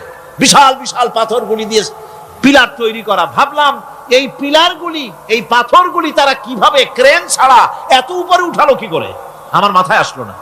পাথর কেটে কেটে সুন্দর সুন্দর অঙ্কন শিল্প তারা করেছে। এরপরে ঘুরতে ঘুরতে বাদশার রাজার বাড়িতে গিয়ে ঢুকলাম। সেখানে গিয়ে দেখলাম উলঙ্গ এত মূর্তি পাথরের তৈরি করা। পাথর কেটে কেটে দেওয়ালে যৌন মিলনের এমন কোন অশ্লীল ছবি নাই যা তারা সেখানে তৈরি করে নাই। উলঙ্গ মূর্তি আর উলঙ্গ যৌন মিলনের অসংখ্য ছবি দিয়ে এই এলাকা ভরা। তখন আমি বুঝলাম আল্লাহর গজব হওয়ার কারণটা কি, এই শহরটা মাটির নিচে গরক হয়ে যাওয়ার কারণটা কি। আল্লাহ পাক জেনা ব্যভিচার যে দেশে বেশি হয় আল্লাহ পাক বরদাস্ত করেন না। দুশ্চরিত্র যে দেশের মানুষ দুশ্চরিত্র হয়ে যায়, জেনা ব্যভিচার বেশি হতে থাকে, আল্লাহ গরক করে দেন, গজব দেন। এই গজব এক এক সময় এক এক রকমের হয়ে আসে। কখনো মাটির নিচে দাবায় দেন, কখনো মহামারী, কোনো দেশে কলেরা, কোনো দেশে জলোচ্ছ্বাস, কোথাও ভূমিকম্প, আর সর্বশেষ এই জেনা ব্যভিচারের জন্য আল্লাহ পাকের চূড়ান্ত এই যৌনতার অশ্লীলতার জন্য চূড়ান্ত গজব বর্তমান বিশ্বের জন্য এইডস। আল্লাহ পাক এই গজব দিয়েছেন। বন্ধুগণ, আমি সেই জায়গা, আমি সেখানে যা দেখলাম যে আল্লাহ পাক পাহাড়গুলিকে কিভাবে উড়াবেন এটা অস্বীকার করার কোনো উপায় নাই। বিশ্বাস তো করতামই, তবে হযরত ইব্রাহিম আলাইহিস সালাম যেমন বলেছিলেন, রব্বি আরিনি কাইফা তুহিল মাউতা, আয় আল্লাহ তুমি মরাকে জিন্দা করবা কেমনে? আল্লাহ পাক বলেন, আওয়ালাম তুমিন, তুমি বিশ্বাস করো না? ইব্রাহিম আলাইহিস সালাম বললেন, বালা, অবশ্যই বিশ্বাস করি, ওয়ালাকিন লিয়াতমাইন্না কলবি, যদি চোখে দেখতাম তাহলে আমার অন্তরাত্মা খুব ঠান্ডা হতো। আল্লাহ রাব্বুল আলামিন চোখে দেখায় দিলেন জিন্দা কেমনে মুর্দা হবে, মুর্দা কেমনে জিন্দা হবে, আল্লাহ দেখায় দিলেন। পাহাড় উড়ায় দিবেন আল্লাহ রাব্বুল আলামিন। একথা কলিজার মধ্যে এটার উপর ঈমান বিশ্বাস, কিন্তু আল্লাহ চোখে দেখাইছেন, ঈমান আরো মজবুত হয়েছে, যা ছিল আরো মজবুত হয়েছে। সুবহানাল্লাহ। আল্লাহর ভয়তে কলিজা কেঁপেছে। আমি পাহাড়ের উপরে কেঁদেছি, যার যার হয়ে কেঁদেছি। বন্ধুগণ, আল্লাহ সুবহানাহু ওয়া তাআলা এই জন্য বলেছেন, কুল সিরু ফিল আরদ, আমার জমিন ঘোরো, ভালো করে দেখো, কাইফা কানা আকিবাতুল মুকাজ্জিবিন, মহা সত্যকে যারা অস্বীকার করেছে তাদের পরিণতি আমি কি করে দিয়েছি, এগুলি চোখে ভালো করে তাকায় দেখো। আমার বন্ধুগণ, সুতরাং এই পৃথিবীর অবসান হবে, এই পৃথিবী ধ্বংস হবে, এই পৃথিবী চূড়ান্ত ভাবে শেষ হয়ে যাবে। ও হ্যাঁ, আরেকটি কথা বলতে হয়, সেটা হচ্ছে যে এই রোম থেকে আর একটু দূরে 900 মাইল দূরে হচ্ছে সিসিলি। 900 মাইল দূরে, সেখানে এই সিসিলি মুসলমানেরা শাসন করেছিল 350 বছর। সেই সিসিলিতে রয়েছে 360টা মসজিদ মুসলমানদের করা। সমস্ত মসজিদগুলি আজ তালা বন্ধ, একটা মসজিদও খোলা নাই। সেখানকার মুসলমানেরা ওয়াজ শুনতে এসেছিল রোমে। আমি তাদের জন্য পরামর্শ দিয়েছি যে গভর্নমেন্টের কাছে তোমরা দাবি জানাও যে অন্তত একটা মসজিদের দরজা আমাদের জন্য খুলে দাও। রোমের অবস্থানরত প্রবাসী বাংলাদেশি মুসলমানেরা আমাকে বলেছে, তাদের অনেকের বাড়ি চট্টগ্রামেও আছে, আমাকে বলেছে তাদের চোখে পানি আসছে বলার সময় যে চিরঙের তাফসীর মাহফিল যখন আসে কলজাটা কাঁদতে থাকে যাওয়ার জন্য। তো যাওয়া তো সম্ভব না এত দূর থেকে, আমাদের সালাম বলে দিবেন যত লোক আসবে, আর আমাদের জন্য দোয়া করতে বলবেন যেন এই রোমের ভিতরে আমরা ইসলামের আদর্শের ভিত্তিতে আমরা যেন চলতে পারি। আপনারা দোয়া করুন তাদের জন্য। ভাইরা আমার, এই পৃথিবী একদিন পরিসমাপ্তি ঘটবে এবং আল্লাহর দরবারে আমাদেরকে উঠতে হবে এবং সেখানে আমাদের বিচার হবে। সেখানে আমাদের কি হবে? বিচার হবে। আল্লাহ পাক বিচারটাকে নির্ভুল করার জন্য, সঠিক করার জন্য প্রত্যেকের গলায় আমলনামা ঝুলায় রাখছেন। এখানে রেকর্ডের ব্যবস্থা করা হয়েছে। আল্লাহ পাক বলছেন, ওয়া কুল্লা ইনসানিন আলজামনাহু তাইরাহু ফি উনুকি ওয়া নুখরিজু লাহু ইয়াওমাল কিয়ামাতি কিতাবান ইয়ালকাহু মানশুরা। আল্লাহ পাক বলেন, প্রত্যেকের ভালো মন্দ কর্মফল, কর্মলিপি আমি তার গলায় ঝুলায় রেখেছি। কিয়ামতের দিন সে নিজের কাছে স্পষ্ট সব দেখতে পারবে, কোনো জিনিস বাদ পড়বে না। তার গলায় তার আমলনামা ঝুলানো আছে, সব রেকর্ড হতেছে। আমরা যা করছি সবগুলি রেকর্ড হয়ে যাচ্ছে। বর্তমান বিজ্ঞানীরা আবিষ্কার করেছে যে মানুষের শরীরের ভিতরে ডিএনএ আছে, রক্তের ভিতরে ডিএনএ, এটা একটা কোড। মানুষের রক্তের ভিতরে ডিএনএ আছে। যেমন তার ব্রেনের ভিতরে কতগুলি কোষ আছে, এক একটা কোষ এক এক ধরনের কাজ করে, অনুরূপ ভাবে তার শরীরের ভিতরে রক্তের ভিতরে ডিএনএ আছে। এই ডিএনএটা কি? এই ডিএনএটা হচ্ছে, এই ডিএনএ একটা কম্পিউটারের মতো কাজ করতেছে। লোকটা কি করবে, কোথায় যাবে, সে ভালো হবে মন্দ হবে কি হবে, সব তার ডিএনএ এর মধ্যে রেকর্ডকৃত আছে। এটা বোঝার জন্য একটা সুন্দর দৃষ্টান্ত দেওয়া যায়। যেমন এই কাগজটাকে আপনারা মনে করুন একটা গাড়ির ব্লুপ্রিন্ট, একটা গাড়ির ব্লুপ্রিন্ট। এখানে লেখা আছে গাড়ি কিভাবে তৈরি হবে। এই কাগজটা নিয়ে ঘরের মধ্যে রেখে দিলেন। এখন এই কাগজটা থেকেই অটোমেটিক গাড়ির উইন্ডো তৈরি হলো, শিল্ড তৈরি হলো, গাড়ির বডি তৈরি হলো, চেসিস তৈরি হলো, টায়ার তৈরি হলো, ইঞ্জিন তৈরি হলো, ব্যাটারি তৈরি হলো, পেট্রোল নিল, আর কোনো রকমের ড্রাইভার ছাড়াই গাড়ি চলতে আরম্ভ করলো। এই কথাটা যদি মনের মাথার মধ্যে আনতে পারেন যে এটা কিভাবে হইতে পারে, এতে লেখা অনুযায়ী যেভাবে হওয়া যদি সম্ভব হয়, অনুরূপ ভাবে মানুষের রক্তের ভিতরে ডিএনএ এরা আবিষ্কার করেছে। এর ভিতরে মানুষের ভালো মন্দ, কোথায় যাবে, কি করবে, সবকিছু এর মধ্যে রয়েছে।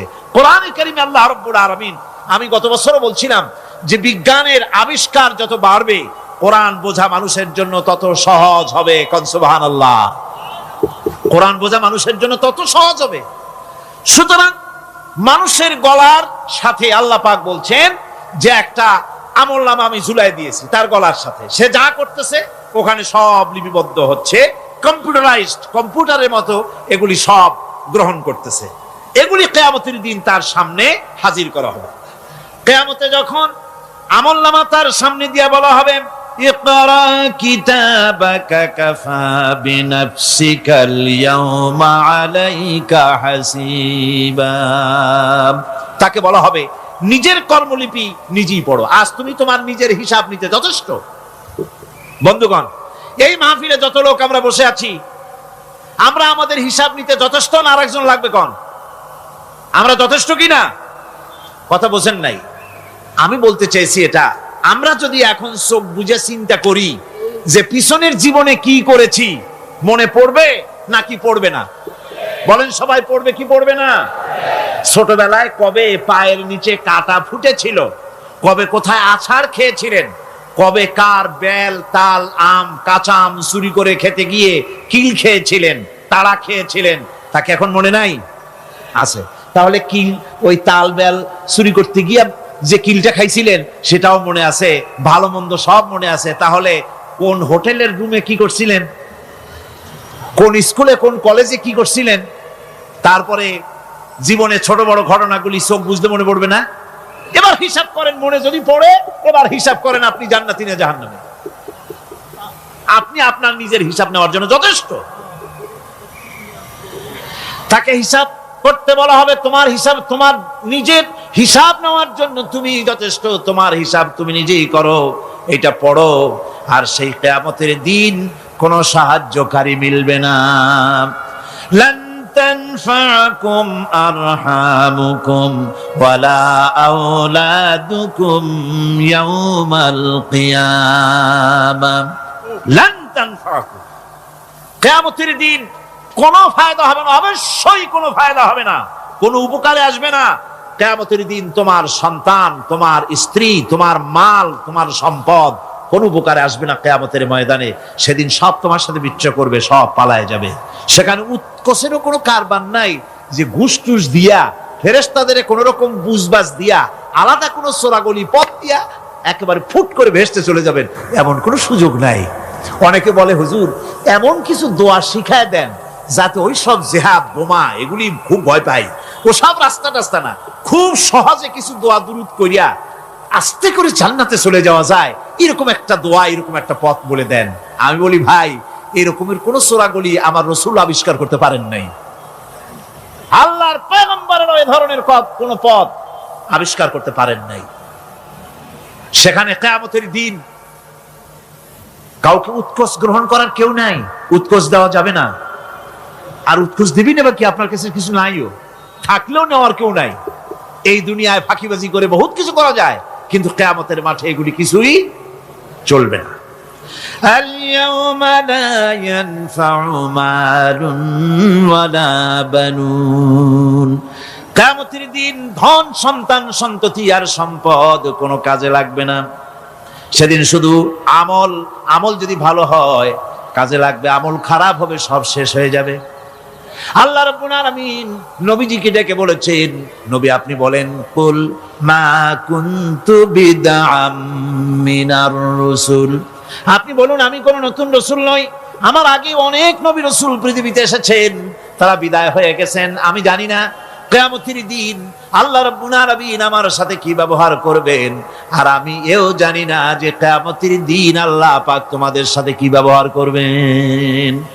এই আয়াত নাযিল হওয়ার পর আল্লাহর হাবিব তার মেয়েকে ডাকলেন, জামাইকে ডাকলেন, নাতিদেরকে ডাকলেন, আহলে বাইতদেরকে ডাকলেন, আর বললেন, ও আমার মেয়ে, কলিজার টুকরা ফাতেমা গো শোনো, কেবলমাত্র আয়াত নাজিল হয়ে গেল, আল্লাহ পাক আমাকে শোনাচ্ছেন কিয়ামতের দিন আমি জানি না আমার সঙ্গে কি ব্যবহার করা হবে, আর এও জানি না যে তোমাদের সাথে কি ব্যবহার করা হবে।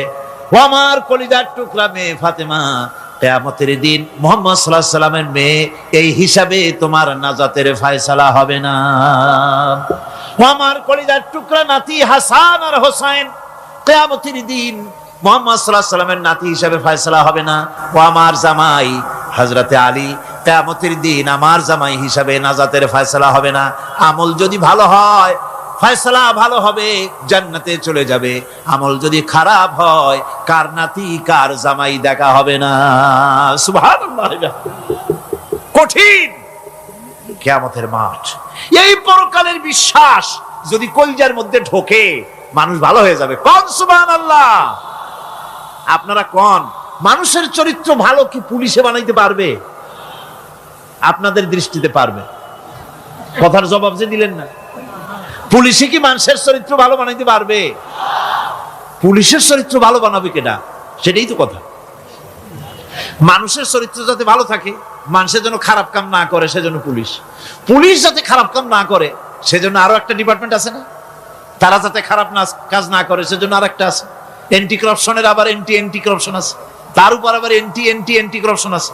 এন্টিটার অভাব নাই। সুতরাং পুলিশ দিয়া, বিডিআর দিয়া, আর্মি দিয়া মানুষের, দেশের, জাতির চরিত্র ভালো বানানো যায় না। রাসূলুল্লাহ এ দিয়ে বানান না, এটা ইসলামের নিয়ম নয়। পুলিশ দিয়া, আর্মি দিয়া দেশের মানুষের চরিত্র ভালো বানানো যায় না। চরিত্র ভালো বানানো যায় কেবলমাত্র পরকালের ভয় দিয়া। কিসের ভয় দিয়া? প্রকৃতপক্ষে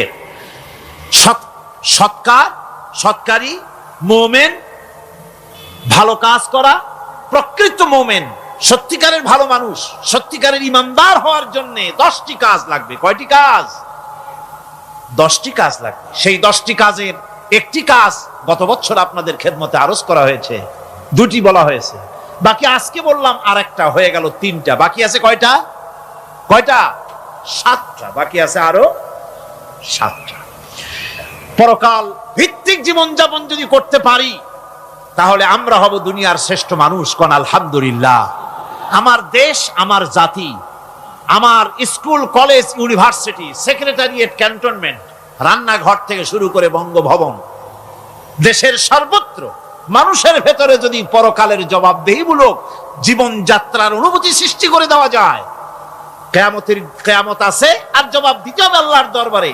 এই পরকালকে এভাবে বিশ্বাস করতে পারলে, ওইভাবে জীবন করতে পারলে দেশ সুখী হবে, সমৃদ্ধশালী হবে, বিপদ দূরীভূত হবে, অন্ধকারের আমানিশা দূর হয়ে গিয়ে পৃথিবীতে আবার সুন্দর সূর্য উদিত হবে। ইসলামের নতুন বার্তা নিয়ে পৃথিবীতে শান্তি আসবে, সুখ আসবে, সমৃদ্ধি আসবে, স্বাধীনতা টিকবে, সার্বভৌমত্ব টিকবে।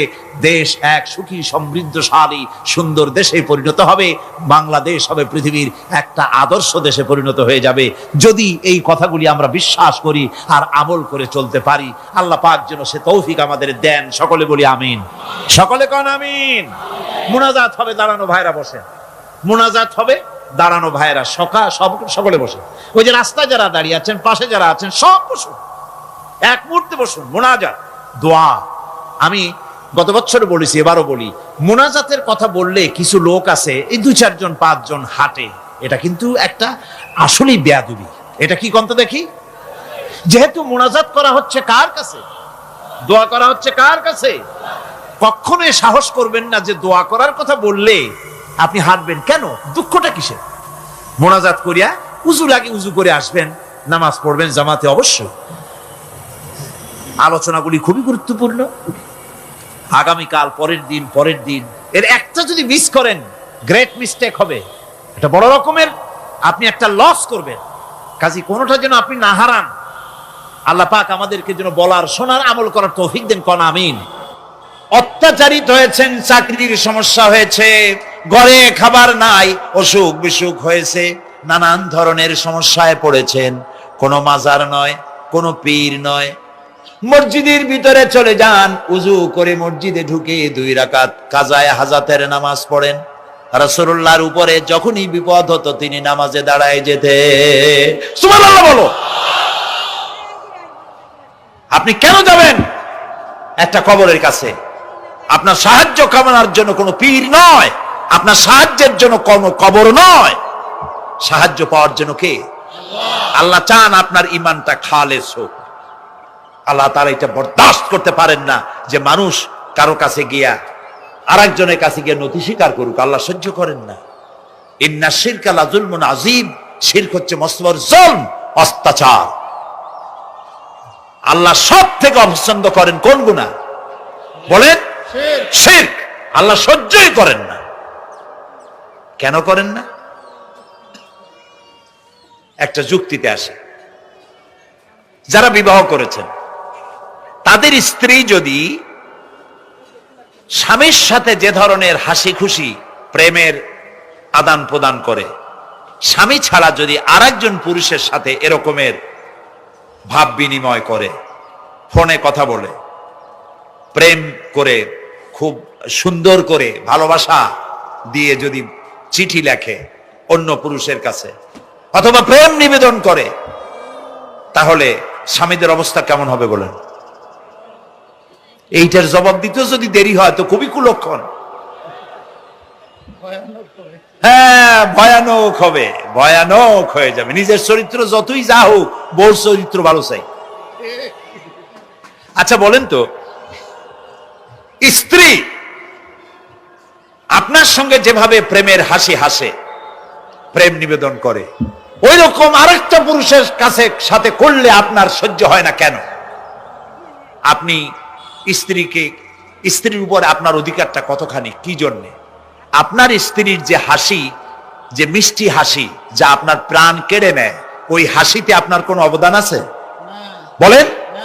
তার যে টানা টানা চোখ, সুন্দর ভ্রু, মাথায় অনেক লম্বা চুল, শরীরটা সুন্দর, যৌবন, রূপ, এর ভেতরে আপনার কোনো অবদান আছে?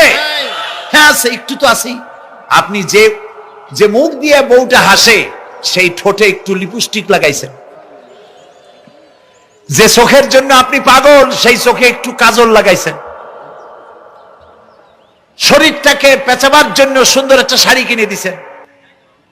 একটা শাড়ি দিয়ে, একটু লিপস্টিক কিনে দিয়ে, চুলের একটা ক্লিপ কিনে দিয়ে, একটা ভালো শাড়ি কিনে দিয়া স্ত্রীর উপরে যদি এত অধিকার আছে যে কোনদিন মৃত্যু পর্যন্ত কোন প্রেমের হাসি, ভালোবাসার আদান প্রদান আপনি ছাড়া আর কারো সাথে করতে পারবে না, এইটা যদি আপনার অধিকার এভাবে প্রতিষ্ঠিত হয়, তাহলে এই হাসি যিনি দিলেন, এই দাঁত, এই সুন্দর চোখ, এই রূপ, এই যৌবন আল্লাহ তাআলা দিলেন, তার সামনে কোনো পীর অথবা কবরের সামনে যদি হাত পাতে আল্লাহ বরদাস্ত করেন না।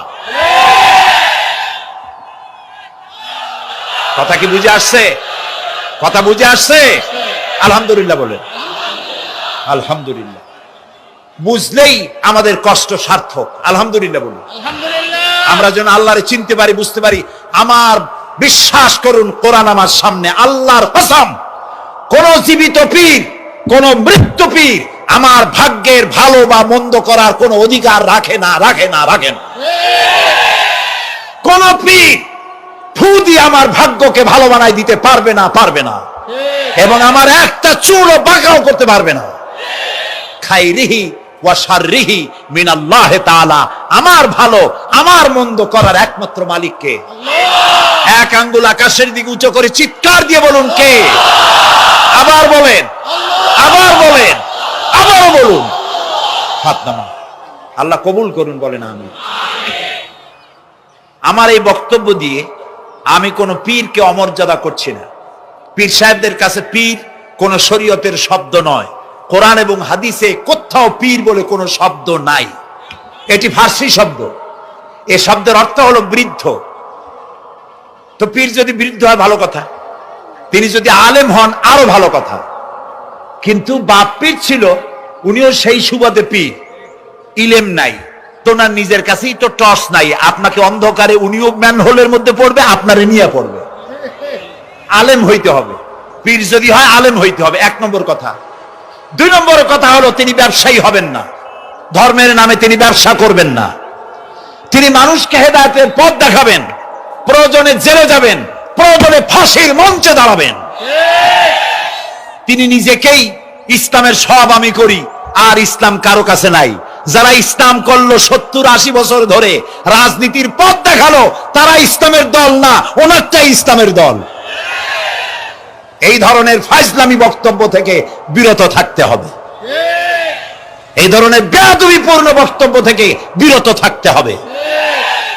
আমার দোকানে খাঁটি ঘি পাওয়া যায়, আর কারো দোকানে খাঁটি ঘি পাওয়া যায় না। ইসলাম নিয়ে এই ধরনের মনোপলি বিজনেস করতে দেওয়া হবে না।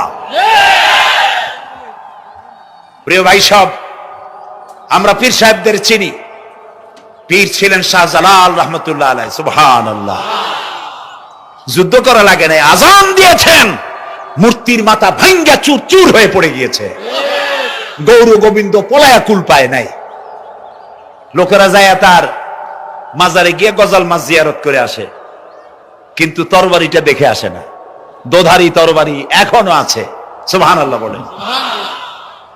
পীর ছিলেন হযরতে বাহাউদ্দিন নকশবন্দি, মুজাদ্দিদ আল ফিসানি রহমতুল্লাহ আলাইহি, বড় পীর আব্দুল কাদের জিলানী রহমতুল্লাহ আলাইহি, খাজা মঈনুদ্দিন চিশতি রহমতুল্লাহ আলাইহি, শাহজাহান আলী রহমতুল্লাহ আলাইহি। কত ওলিউল্লাহর মাজার দিয়ে আমার দেশ ভরা। আলহামদুলিল্লাহ কর। আলহামদুলিল্লাহ। এরা একদিকে মানুষকে মুরিদ বানায়া মুরিদের টাকা দিয়ে নিজেদের পকেট ভরেন নাই। ওনারা এরকম করতেন না, এইরকম করতেন। আর রাসূলুল্লাহ বলেছেন এই রকমের হাতের মর্যাদা নাই, এই হাতের মর্যাদা। আমি পীর দেখছিলাম, বাইতুল শরীফের পীর হযরত শাহ আব্দুল জব্বার সাহেব, আল্লাহ তাআলা জান্নাতুল ফেরদাউসের মেহমান বানায়নি। এই বাংলাদেশে শত শত মসজিদ, মাদ্রাসার এতিমখানা তৈরি করে গেছেন। সুবহানাল্লাহ। বৃষ্টির মৌসুমে চট্টগ্রামের বাড়ি তার, 14 বছর মাদ্রাসায় ওয়াজিদিয়া চট্টগ্রামে 14 বছর বুখারী শরীফ পড়িয়েছেন। কি মানের আলেম, খালি পীর না। মুরিদরা যত টাকা দিত, এই টাকা দিয়ে বড় বড় মাদ্রাসা মসজিদ করেছেন। আর বৃষ্টির সময় সাথী সঙ্গী নিয়ে বস্তি এলাকায় যেতেন, পলিথিন দিয়া ছাওয়া, বাচ্চা আর তার স্বামী নিয়ে কাতরায় এক কোনায় বসে আছে, খাবার নাই, চাউল নাই, অসুস্থ, তাদের চাউল দিয়ে আসতেন, তাদের রান্না করার শাকসবজি দিয়ে আসতেন, ওষুধ দিয়ে আসতেন, হাড়ি পাতিল দিয়ে আসতেন। বন্যা হলে, তুফান হলে টাকা উজাড় করে যা মুরিদরা দিত সবগুলি উজাড় করে মানুষের খেদমত করতেন। সুবহানাল্লাহ। কাজী যারা জামায় অনেকগুলো পকেট সমানে নিতে থাকে আর ভরতে থাকে এইভাবে করে, এই ব্যবসায়ীদেরকে পরিত্যাগ করতে হবে। পীর হচ্ছে ওই সমস্ত লোক যারা নাকি ধর্মের নামে ব্যবসা করে না, বরং আল্লাহর দ্বীনকে প্রতিষ্ঠা করার জন্য কথা বলে। প্রিয় ভাই সব, আমাদের জেহেন সাফ করতে হবে, পরিষ্কার করে বুঝতে হবে আমার ভালো আমার মন্দ কে করতে পারেন? সম্রাট শাহজাহান নাম শুনেছেন? কোথার বাদশা বলে? দিল্লির সম্রাট। সম্রাট শাহজাহান পৃথিবী জোড়া নাম তার। কবি বলছেন, শাহনে জাহাं को जिन्हें फख्र से देते थे बाज, वाज कब्र में है सूरह अलहम्दु की मोहताज। যে শাহজাহানকে কর দিয়া ট্যাক্স দিতে পারলে জনগণ নিজেদেরকে গৌরবান্বিত বলে মনে করত, সেই শাহজাহান কবরে শুয়ে আছে, সূরা ফাতিহার মুহতাজ হয়ে আছে। সুবহানাল্লাহ। যদি কেউ আমার কবরের কাছ থেকে হেঁটে যাইতো আর একটু সূরা ইখলাস পড়ে সবরে সানি করতো, আমি কিছু পাইতাম। আহারে, এই এতিম ফকির হয়ে শুয়ে আছে। এক ফকির দিল্লি ঘুরতেছে, একজন বলছে, ভাই তোমারে তো খয়রাত করে দেখতেছি, আমি সেই ছোটবেলা থেকে খালি তুমি খয়রাত করো।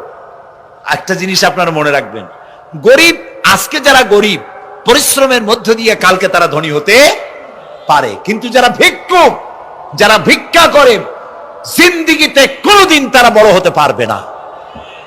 ভিক্ষা করা যাদের অভ্যাস, জীবনেও বাড়ি করতে পারবে না, জীবনেও ধনী হইতে পারবে না, কিন্তু গরিব ধনী হইতে পারবে। কারণ হলো আল্লাহর কাছে দুইটা বৈধ জিনিস অত্যন্ত ঘৃণিত। কয়টা? একটা হলো তালাক, আর একটা হলো ভিক্ষাবৃত্তি, মানুষের কাছে চাওয়া। আল্লাহ পছন্দ করেন না। তো ভিক্ষুক ঘুরতেছে, একটা লোক বলল, মিয়া তোমার তো সারা জীবনই খরচ করতে দেখি।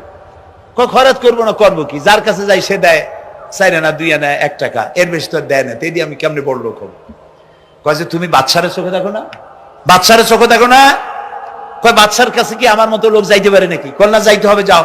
বাদশা একবার যাবা, এমন দেওয়া দেবে জীবনে আর তোমার খরচ করা লাগবে না। পাতিশিয়ালের পিছনে ঘুরে তো লাভ নাই, পাতি শিয়ালে খায় মুরগি, তোমার একটা ঠ্যাং দেবে, দাঁতের খেলালের কাজ হবে না। বাঘের পিছনে ঘোরো, বাঘে খায় গরু আর হরিণ, একটা রান দিলে তুমি এক সপ্তাহ খাইতে পারবে। কাজে ঘুরতে গিয়েও বোঝা উচিত কার সাথে ঘুরি। তো বলছে বাদশার কাছে যাও, তো বাদশারে পাবো কই? কই তো দেখলাম কেবল মসজিদে ঢুকলো। তারপরে ফকির গিয়ে দাঁড়ায় আছে বারান্দায়, দেখে যে উনি বাদশা ভেতরে বসে হাত তুলে আছে ভাবে, আর চোখ দিয়ে পানি পড়ে দাড়ি ভিজে ভিজে পড়তেছে। নামাজ শেষ করে, মোনাজাত শেষ করে বাদশা বেরিয়েছেন। কোন বাদশা? শাহজাহান। বাইরে আসার পর ফকির বলল আসসালামু আলাইকুম, বলে ফকির রওনা করছে। বাদশা বলে দাঁড়াও, তুমি যে রওনা করলা, তোমার তো ভিক্ষুক মনে হয়, আর লোকেরা যারা ভিক্ষুক না তারাও তো আমার কাছে চায়, আর তুমি তো ভিক্ষুক, চাইলে না কেন কিছু? ভিক্ষুক বলে জাহাপানা, আমি কিছু চাইতে এসেছিলাম আপনার কাছে, কিন্তু আপনার করুণ অবস্থা দেখে আমার জ্ঞানের চোখ খুলে গিয়েছে। আমি দেখতে পেলাম আমি যার কাছে চাইতে এসেছি, আমি তো কান্দি না, হাতও পাতি নাই। যার কাছে চাইতে আসতাম দিল্লির সম্রাট, আবার কোন সম্রাটের কাছে হাত পেতে ভিক্ষুকের মতো কি জানি চায়, আর চোখ দিয়া পানি পড়ে দাড়ি ভিজে ভিজে পড়ছে। আমার জ্ঞানের চোখ খুলে গেছে, দুনিয়ার বাদশার কাছে আর চাইবো না। বাদশা কান্দে যে বাদশার কাছে, তার কাছেই চাইবো। প্রিয় ভাই সব, এই জন্যে জিহেন সাফ করে ফেলুন। দুনিয়ার কোন মানুষের জন্য, মানুষের কাছে নয়, কোন কবরে নয়, কোন কারো কাছে নয়, আল্লাহ তাআলার কাছেই আমরা নামাজের মধ্যে ঘোষণা করেছি ইয়াকা না'বুদু ওয়া ইয়াকা নাস্তাঈন। আল্লাহ তাআলা তোমার একমাত্র ইবাদত করি, তোমার কাছেই সাহায্য চাই। কাজে সাহায্য আল্লাহর কাছে। কার কাছে চাইবো বলেন? আল্লাহ আমাদের ঈমান পোক্ত করে দিন। আমরা বলি আমিন, আমরা বলি আমিন। অসুখ বিসুখ হইলে পরে ধৈর্য ধরবেন। অনেক মানুষ আছে জ্বর হইলে কয় যে এত নামাজ পড়ি খালি জ্বর আমারই হয়, এত রোজা রাখি, ভালো ভালো কাম করি, আমার ছেলের অসুখ মোটে সারি না। এই জাতীয় কথা বলবেন না।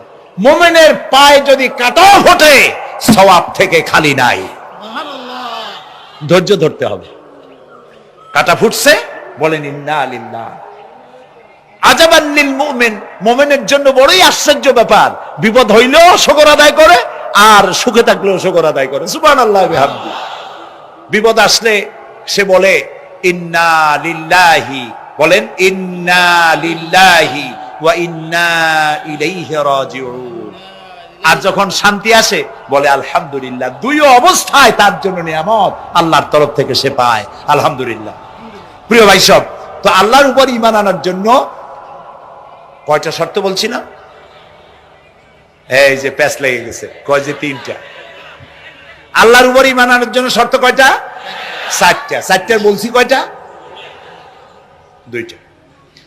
আরেকটা হচ্ছে আল্লাহর কুদরত, এ বিশ্বাস করা। আল্লাহর কুদরত মানে শক্তি। আল্লাহর কিছু বিশ্বাস করবেন বলেন জোরে? শক্তি।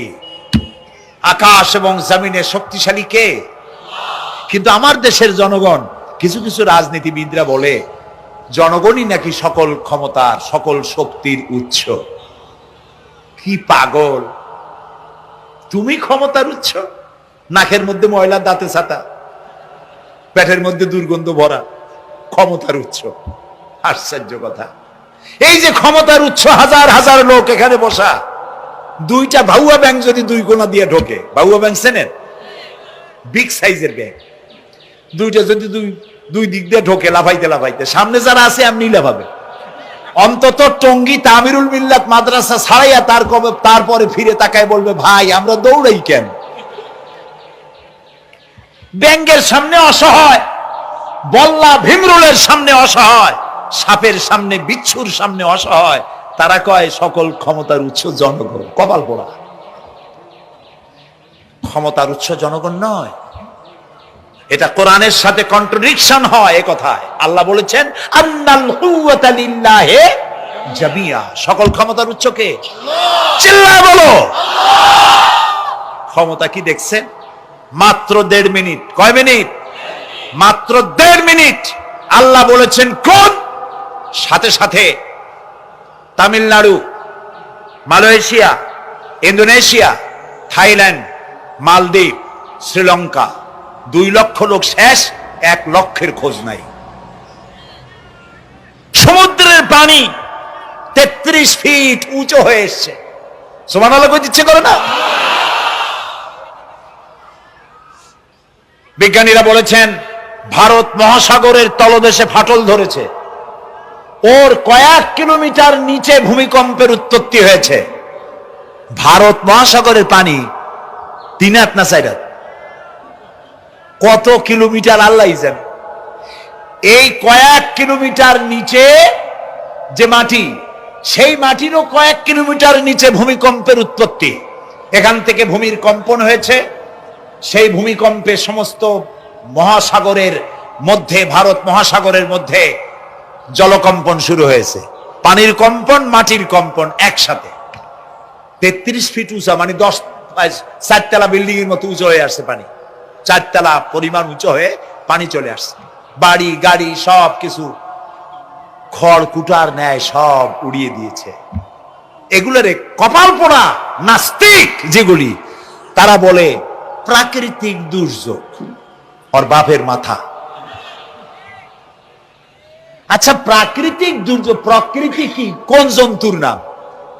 প্রকৃতি কোন জন্তু জানোয়ারের নাম? প্রকৃতি নিজে চলে না কেউ তাকে চালায়?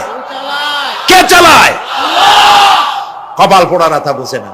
বিশ্ববিদ্যালয়ের শিক্ষক হয়েছে তো, আল্লাহ দিয়ে আসি কোথায়?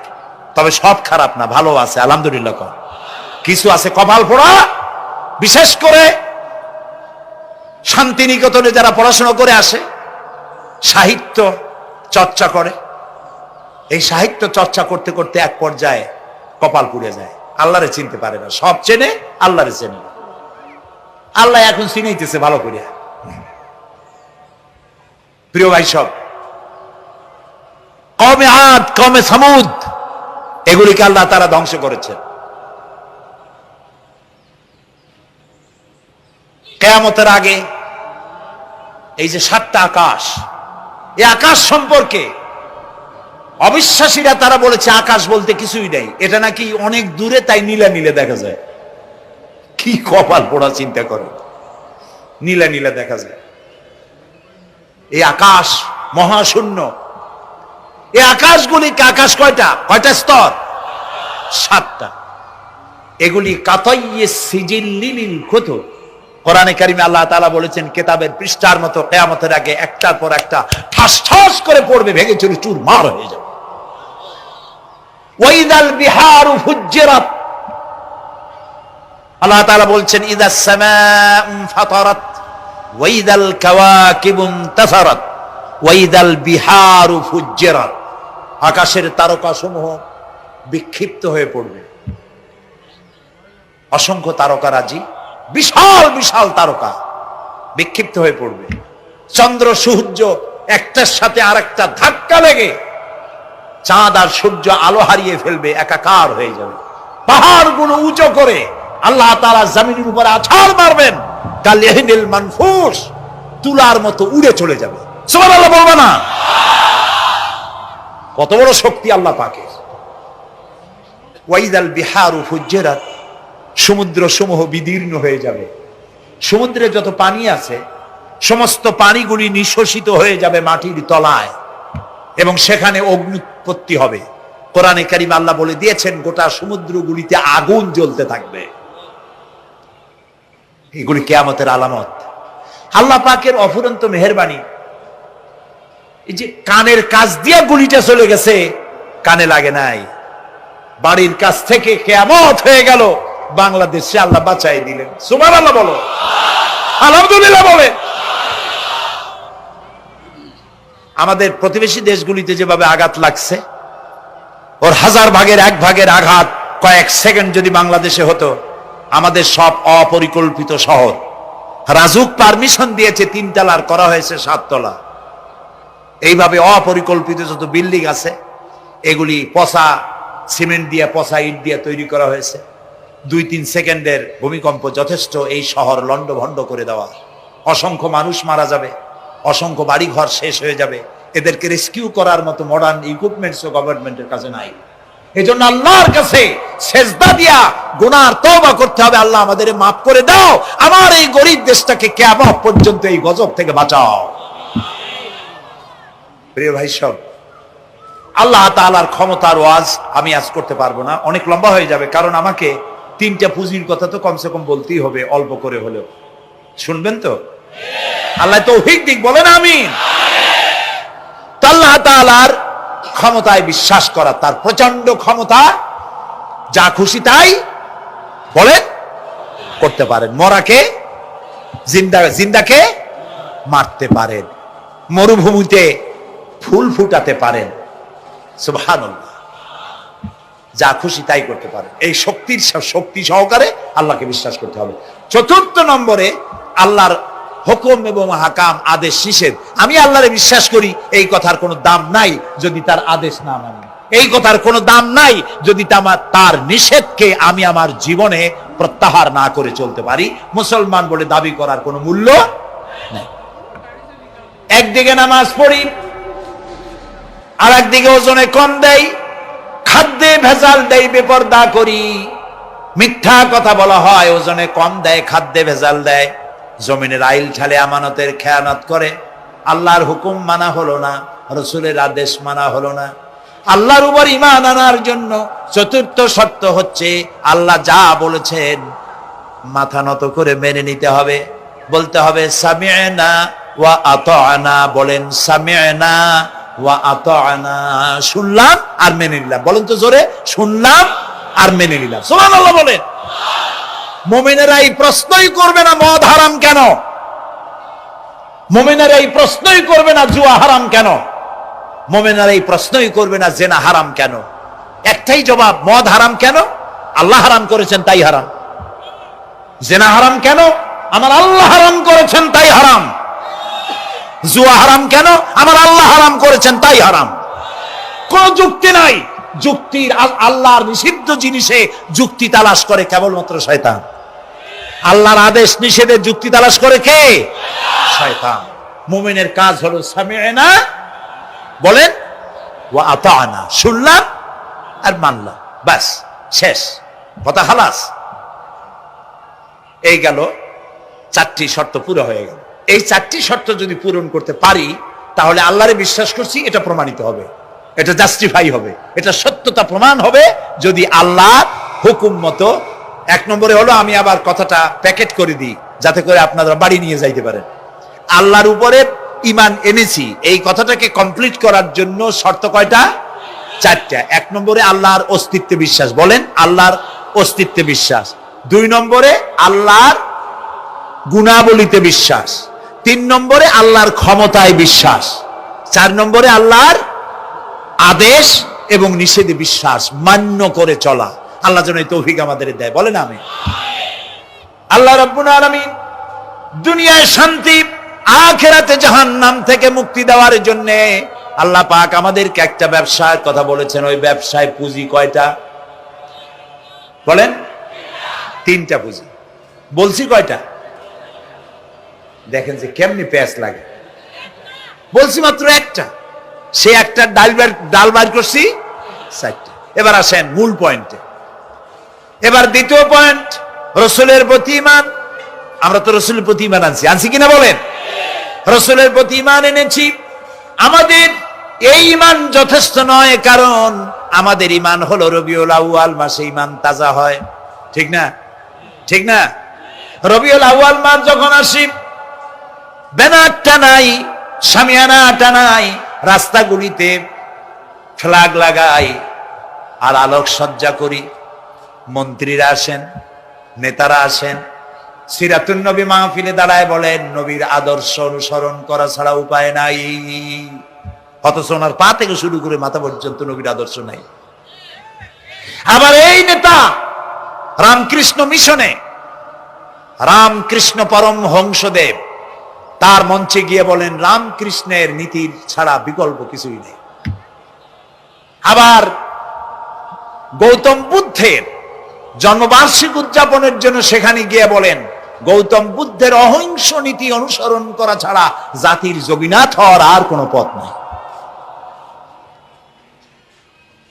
যেখানে যায় সেই জায়গার গুলি ধরে। রবিউল আউয়াল মাস আসতে পারে, আলোকসজ্জা করে ইয়া নবী সালামু আলাইকা, ইয়া রাসূল সালামু আলাইকা। এরপরে গরম গরম জিলাপি রাসূলুল্লাহকে বুঝায় দেওয়া হলো, হে রাসূল আপনি তাকিয়ে দেখেন কত মহব্বত আপনারে করি, আপনার মহব্বতের জন্য আমাদের শহরের কোন মিষ্টির দোকানে আর মিষ্টি নাই, সব আমরা খাইয়া শেষ করছি। এই হলো মহব্বত। এই মহব্বতে এই ইমানে কাজ হবে না। এই ইমানে বলে কাজ হবে না। কোন ইমানে কাজ হবে? রাসূলের প্রতি ইমানের অর্থ কি? এর অর্থ হচ্ছে নবী করিম সাল্লাল্লাহু আলাইহি ওয়াসাল্লাম আমাদের রাসূল, আমাদের নেতা। আমাদের রাসূল আমাদের নেতা, আমরা তার উম্মত, তার অনুসারী। অনুসারীর কাজ কি? নেতার পূর্ণাঙ্গ অনুসরণ করণ। রাসূলুল্লাহর আনুগত্য করতে হবে, এটা কে বলেছেন? আল্লাহ রাব্বুল আলামিন সূরা আলে ইমরানের মধ্যে বলেছেন, কুল ইন কুনতুম তুহিব্বুনাল্লাহ ফাত্তাবিউনি ইউহিব্বুকুমুল্লাহ ওয়া ইয়াগফির লাকুম যুনুবাকুম আল্লাহু গফুরুর রহিম। হে নবী আপনি বলুন, তোমরা যদি আল্লাহকে ভালোবাসো তাহলে তোমার কাজ হচ্ছে, তোমরা যদি আল্লাহকে ভালোবাসো তাহলে তোমরা আমার আনুগত্য করো, আমার অনুসরণ করো। কার? রাসূলের। বলেন কার? রাসূলের অনুসরণ যদি তোমরা করো, খেয়াল করে শুনতেছেন তো? আল্লাহ তাআলা বলছেন, নবী আপনি বলেন, তোমরা যদি আল্লাহকে ভালোবাসো, তোমাদের এই দাবি যদি সত্য হয়, তাহলে আমার অনুসরণ করো, আমার আনুগত্য করো। আমার অনুসরণ, আমার আনুগত্য করলে পরে তোমাদের কে আল্লাহ রাব্বুল আলামিন ভালোবাসবেন এবং তোমাদের তামাম জিন্দেগীর সমস্ত গুনাহ খাতা আল্লাহ তাআলা মাফ করে দিবে। আমরা কি গুনাহ মাফ করাইতে চাই? বলেন চাই? আসুন রাসূলের আনুগত্য করুন। রাসূলের আনুগত্য কিরকম? রাসূল যেভাবে মোস কাটছে আমরা সেইভাবে মোস কাটবো, তিনি দাড়ি যেভাবে রাখছেন আমরা সেইভাবে রাখবো, তিনি চুল কাটছেন যেভাবে সেইভাবে করবো, তিনি পায়ের নখ হাতের নখ যেভাবে কাটছেন সেইভাবে করবো, তিনি যেভাবে বিবাহ করেছেন সেই সুন্নত অনুযায়ী বিবাহ, তিনি যেভাবে দেশ চালাইছেন সেইভাবে দেশ চালাবো। রাসূলের অনুসরণের অর্থ শুধু এই নয় যে তিনি যেভাবে সুরমা লাগাইছেন আমি ওইরকম সুরমা দেব, তিনি যেভাবে কদু খাইছে আমিও কদু খাবো, এইটা নয়। এটা নয়, শুধু রাসূলের আনুগত্য হবে মুরগির ফার্ম থেকে শুরু করে জাতিসংঘ পর্যন্ত, জীবনের সব ক্ষেত্রে। আর বিশ্বাস করতে হবে তিনি শেষ নবী, তারপরে আর কোন নবী আসবে। আল্লাহ রাব্বুল আলামিন সূরা আহজাবের মধ্যে বলেছেন, মা কানা মুহাম্মাদুন আবা আহাদিম মির রিজালিকুম ওয়ালাকির রাসূলুল্লাহি ওয়া খাতামান নাবিয়্যিন। মুহাম্মদ সাল্লাল্লাহু আলাইহি ওয়াসাল্লাম তোমাদের কোন পুরুষদের পিতা নন, তিনি আল্লাহর রাসূল এবং তাকে দিয়ে নবুয়তের মিশনকে খতম করে দেওয়া, কমপ্লিট করে দেওয়া হয়েছে। আর কোন নবী, রাসূলুল্লাহ বলেছেন লা নবিয়্যা বাদি ওয়ালা রাসূল, আমার পরে আর কোন নবীও আসবে না, রাসূলও আসবে না। কথা বুঝে আসছে? আল্লাহর নবীর পরে আর কোন নবী হবে না। আল্লাহর নবী বলেছেন, একটি ইমারত তৈরি করে তার ভিতরে একটা ইট যদি খালি থাকে, একটি ইটের জায়গা যদি শূন্য থাকে, তাহলে সকলের চোখে ধরা পড়বে। ওই ইটখানা দিলে পরে বিল্ডিংটা কমপ্লিট হয়ে যায়। নবুয়তির যে ইমারত আল্লাহ তৈরি করেছিলেন, ওর ভিতরে একটা ইটের অভাব ছিল। আল্লাহ পাক আমাকে দিয়ে সেই শূন্য জায়গা পূরণ করে দিয়ে নবুয়তের মিশনকে কমপ্লিট করে দিয়েছেন। রাসূলুল্লাহ বলেছেন আমার পরে আর কেউ নবী হবে না। পৃথিবীর সব মুসলমানদের আকীদা, মুহাম্মদ সাল্লাল্লাহু আলাইহি ওয়াসাল্লামের পরে যদি কেউ নবুয়তের দাবি করে সে কাফির, হাজার বার কাফির। তারা যারা তাকে যারা নবী মানবে তারাও। রাসূলুল্লাহ বলেছেন আমার পরে 30 জন মিথ্যেবাদী নবুয়তের দাবি করবে। তার মধ্যে একজন তো দাবি করছে রাসূলের জীবদ্দশায়, একটা ছিল মেয়ে লোক আর একটা ছিল পুরুষ। পুরুষটার নাম ছিল মুসাইলামা কাযযাব, নামই ছিল কাযযাব। কাযযাব মানে মিথ্যাবাদী। দেখছেন অবস্থা, না আমি মিথ্যে পারি। উম্মতেরা কইল যে আপনি তো একজন নবী, আমরা সৌভাগ্য আর দুর্ভাগ্য হোক আপনারা নবী বলে মানলাম। মুহাম্মদ সাল্লাল্লাহু আলাইহি সাল্লামের কাছে প্রায় জিবরাইল আসে আর ওহী আনে, আর আপনি আমাদের কোনো ওহী দিতে পারলেন না পর্যন্ত। কয় যে কেবল না নবী হইলাম, অপেক্ষা করো, ওহী আসবেন। বেশ কিছুদিন যাওয়ার পর খুব চিন্তা ভাবনা করে কয় যে ওহী একটা আসছে। উম্মতেরা সব দৌড়ে আসছে, কি ওহী? কয় যে এইমাত্র শেষ রাত্রে জিবরাইল আসছিল, আইসে আমারে কয়ে গেল একটা সূরা নাজিল করলো। সূরাটা কি? ইন্না আতাইনাকাল আকাক ফাসাল্লি লিরাব্বিকা ওয়াজআক ইন্না শানিয়াকা হুয়াল আবলাক। উম্মতেরা কয় সর্বনাশ, এই সূরা পড়তে গেলে তো আমরা কাইসা মরে যাব। এর অর্থ তো খুব বিকায়দা। কি কি সূরা নাজিল হলো আপনার উপরে? ইন্না আতাইনাকাল আকাক, মানে আমি তোমাকে হুতুম পেশা দান করেছি, সুতরাং তুমি তোমার প্রভুর উদ্দেশ্যে নামাজ পড়ো আর চিৎকার মারো, কারণ তোমার শত্রুরা সাদা এবং কালো বর্ণের। আমরা তো আগামাথা কিছু বুঝলাম না, কি ওই? আচ্ছা ঠিক আছে, পয়গম্বর মুহাম্মদ সাল্লাল্লাহু আলাইহি সাল্লামকে তার উম্মতেরা নিয়ে যায় তাদের বাগানে, মাঝে মধ্যে নিয়ে যায়। নিলে পরে যে কুয়ায় পানি থাকে না, শূন্য কুয়া পানিতে ভরে যায়। যে গাছতলা দিয়ে তিনি হেরে যান, যে খেজুর গাছে খেজুর নাই, সেই গাছতলা দিয়ে রাসূল হেঁটে গেলেন, গাছে ফল ধরে যায়। আপনি তো এরকম কিছু দেখাইতে পারেন না। তোমরা তো আমার নেও না, চলো না যাই। নিয়ে গেছে, যাই দেখে যে কুয়ার পাড় দিয়ে যায়, যে কুয়ায় পানি থাকে তা থাকে, শুকায় যায়। যে গাছতলায় দিয়ে যায়, ওই গাছে খোরমা থাকলে সাথে সাথে খড়গুলো ঝরে যায়। উম্মতের কয় কি একটা কপাল পড়ো নবী পাইলাম ভাগে। আল্লাহ তারে শেষ করছে দুনিয়া থেকে, জাহান্নামে চলে গেছে। সেই মহিলাটাও গেছে, সেও গেছে। রাসূলুল্লাহ বলেছেন এইরকম 30 জন মিথ্যাবাদী নবুয়তের দাবি করবে কিয়ামতের আগ পর্যন্ত। গোলাম আহমদ কাদিয়ানী, এ হলো ইতিহাসে আমরা যদ্য পাই, তার পর্যন্ত 28 জন হয়েছে। মুহাম্মদ সাল্লাল্লাহু আলাইহি সাল্লামের ইন্তেকালের পর ওকে নিয়ে হয়েছে 28 জন। কয়জন হইল? বাকি আছে কয়জন? তাই বলে কিয়ামত যে এই 2 জন হইলি আগামী বছর বা 5-6 বছরের মধ্যে কিয়ামত হবে, ওইটা চিন্তা করেন না। এই পৃথিবীতে একটা লোক আল্লাহ শব্দ উচ্চারণ করার যদি থাকে, কিয়ামত সে পর্যন্ত হবে না।